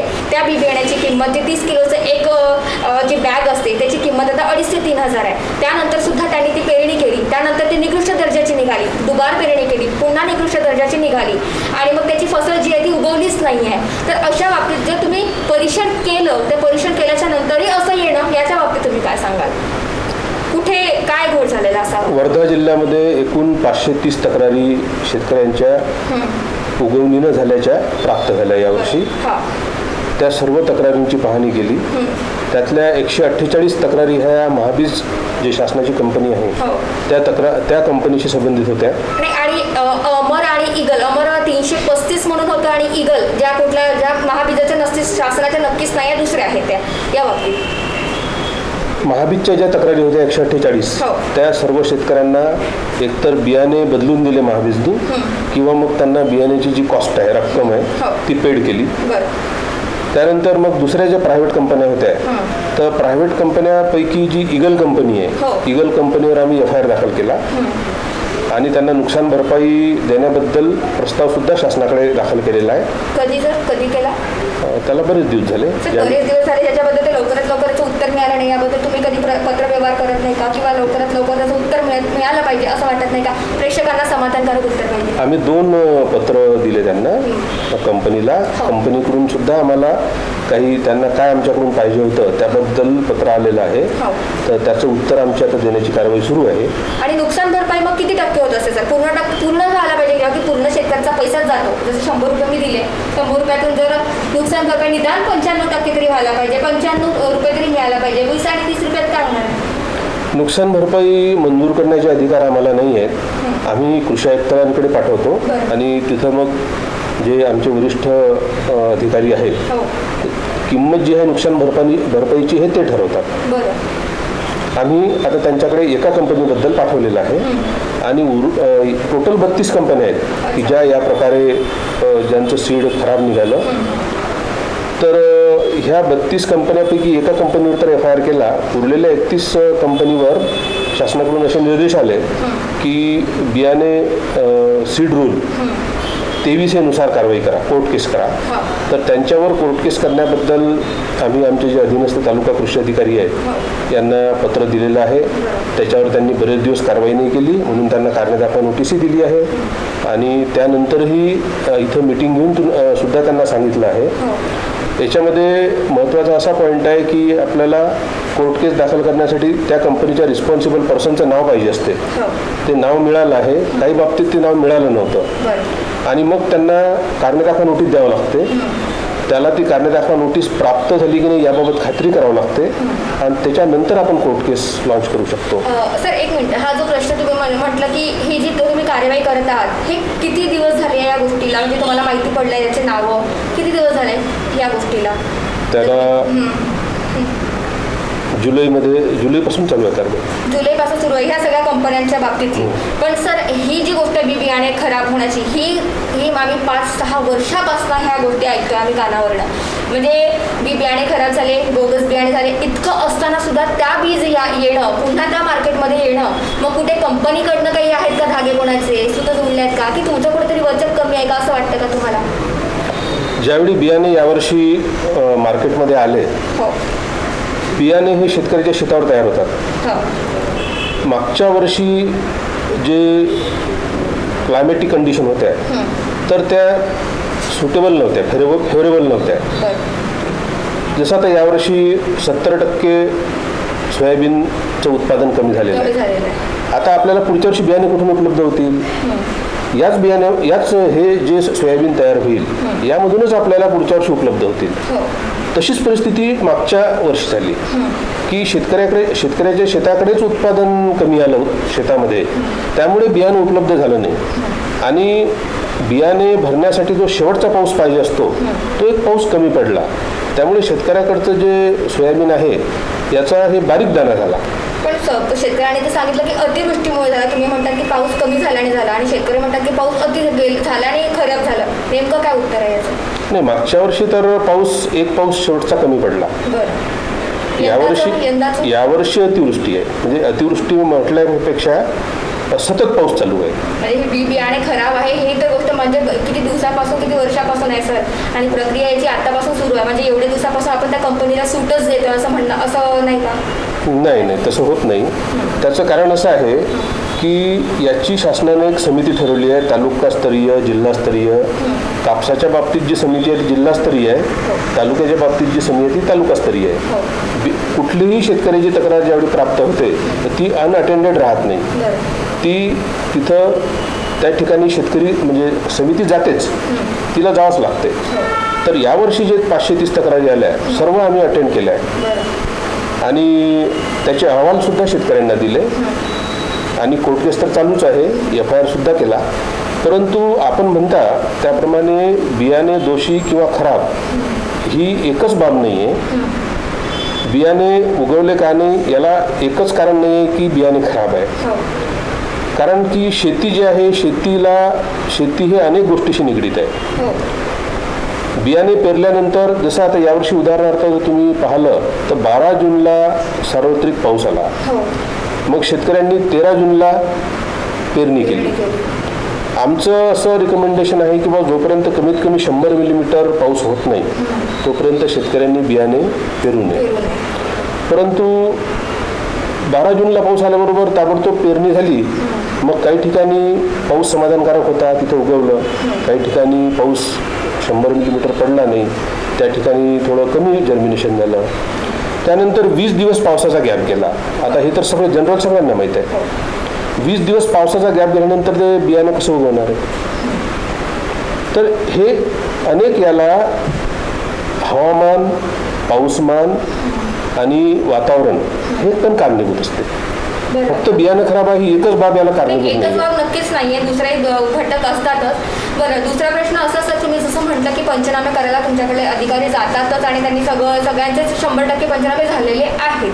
आणि जे मी सांगितलं की आम्हाला असे काही गावकरी मिळाले की ज्यांनी सांगितलं की आमच्याकडे पंचनामे झालेच नाही आहे, आम्ही खूपदा अर्ज म्हणतो करतो आणि सगळं तरी येत नाही. मग तुम्ही म्हटलेले 100% आहे, तर 100%मधले 10% जरी आम्हाला गाव मिळाले तर मग हे का बरं सुटलेले आहे? म्हणजे आम्ही ज्यांच्याकडे गेलो तेच सुटले आहेत का?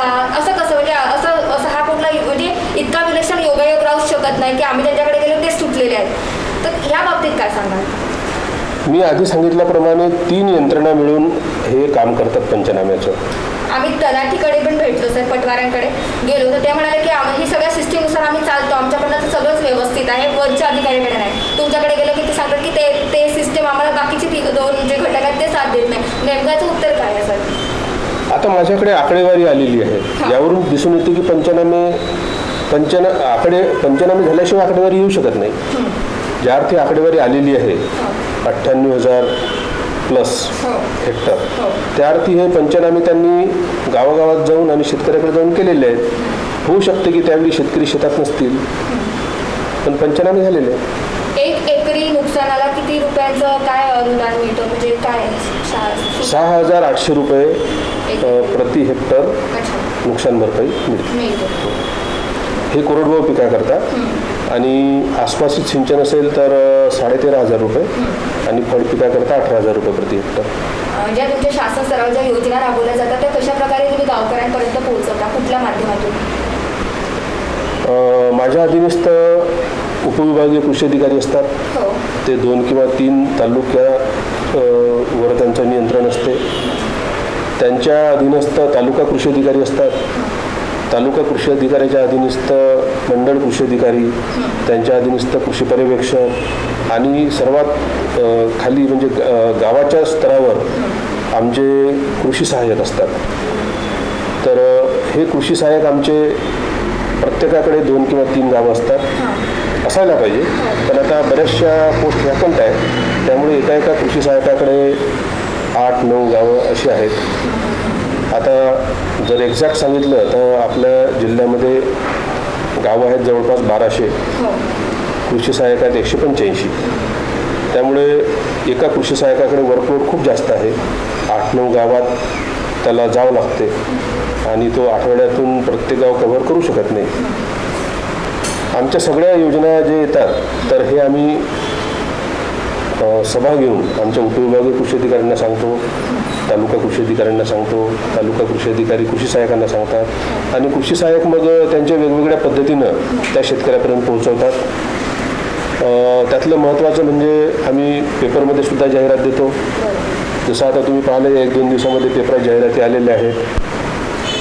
त्यानंतर जे ग्रामपंचायतवर बोर्ड असतो त्या बोर्डवर नोटीस बोर्ड जो असतो ना, ते आमचे कृषी सहाय्यक जी नवीन योजना येते त्या योजनेबद्दल सांगतात. जसं की आता पीक विमा योजना आहे, याची अंतिम तारीख XYZ आहे, अशी सगळी माहिती ते देतात. पीक कर्जाबद्दल काय सांगाल सर? पीक कर्ज हा माझ्या अखत्यारीतला विषय नाही आहे. तो जिल्हा उपनिबंधक सहकारी संस्था आहे त्यांच्या अखत्यारीतला विषय. बरं, ठीक आहे. धन्यवाद सर, तुम्ही बरीच माहिती दिली आणि ही उपयुक्त माहिती नक्कीच आम्ही शेतकऱ्यांपर्यंत पोहोचवू. तरी बरेच प्रश्न असे होते, वेळेअभावी आम्ही नाही घेऊ शकत आहे, तर आम्ही तुमचा निरोप घेतो. धन्यवाद.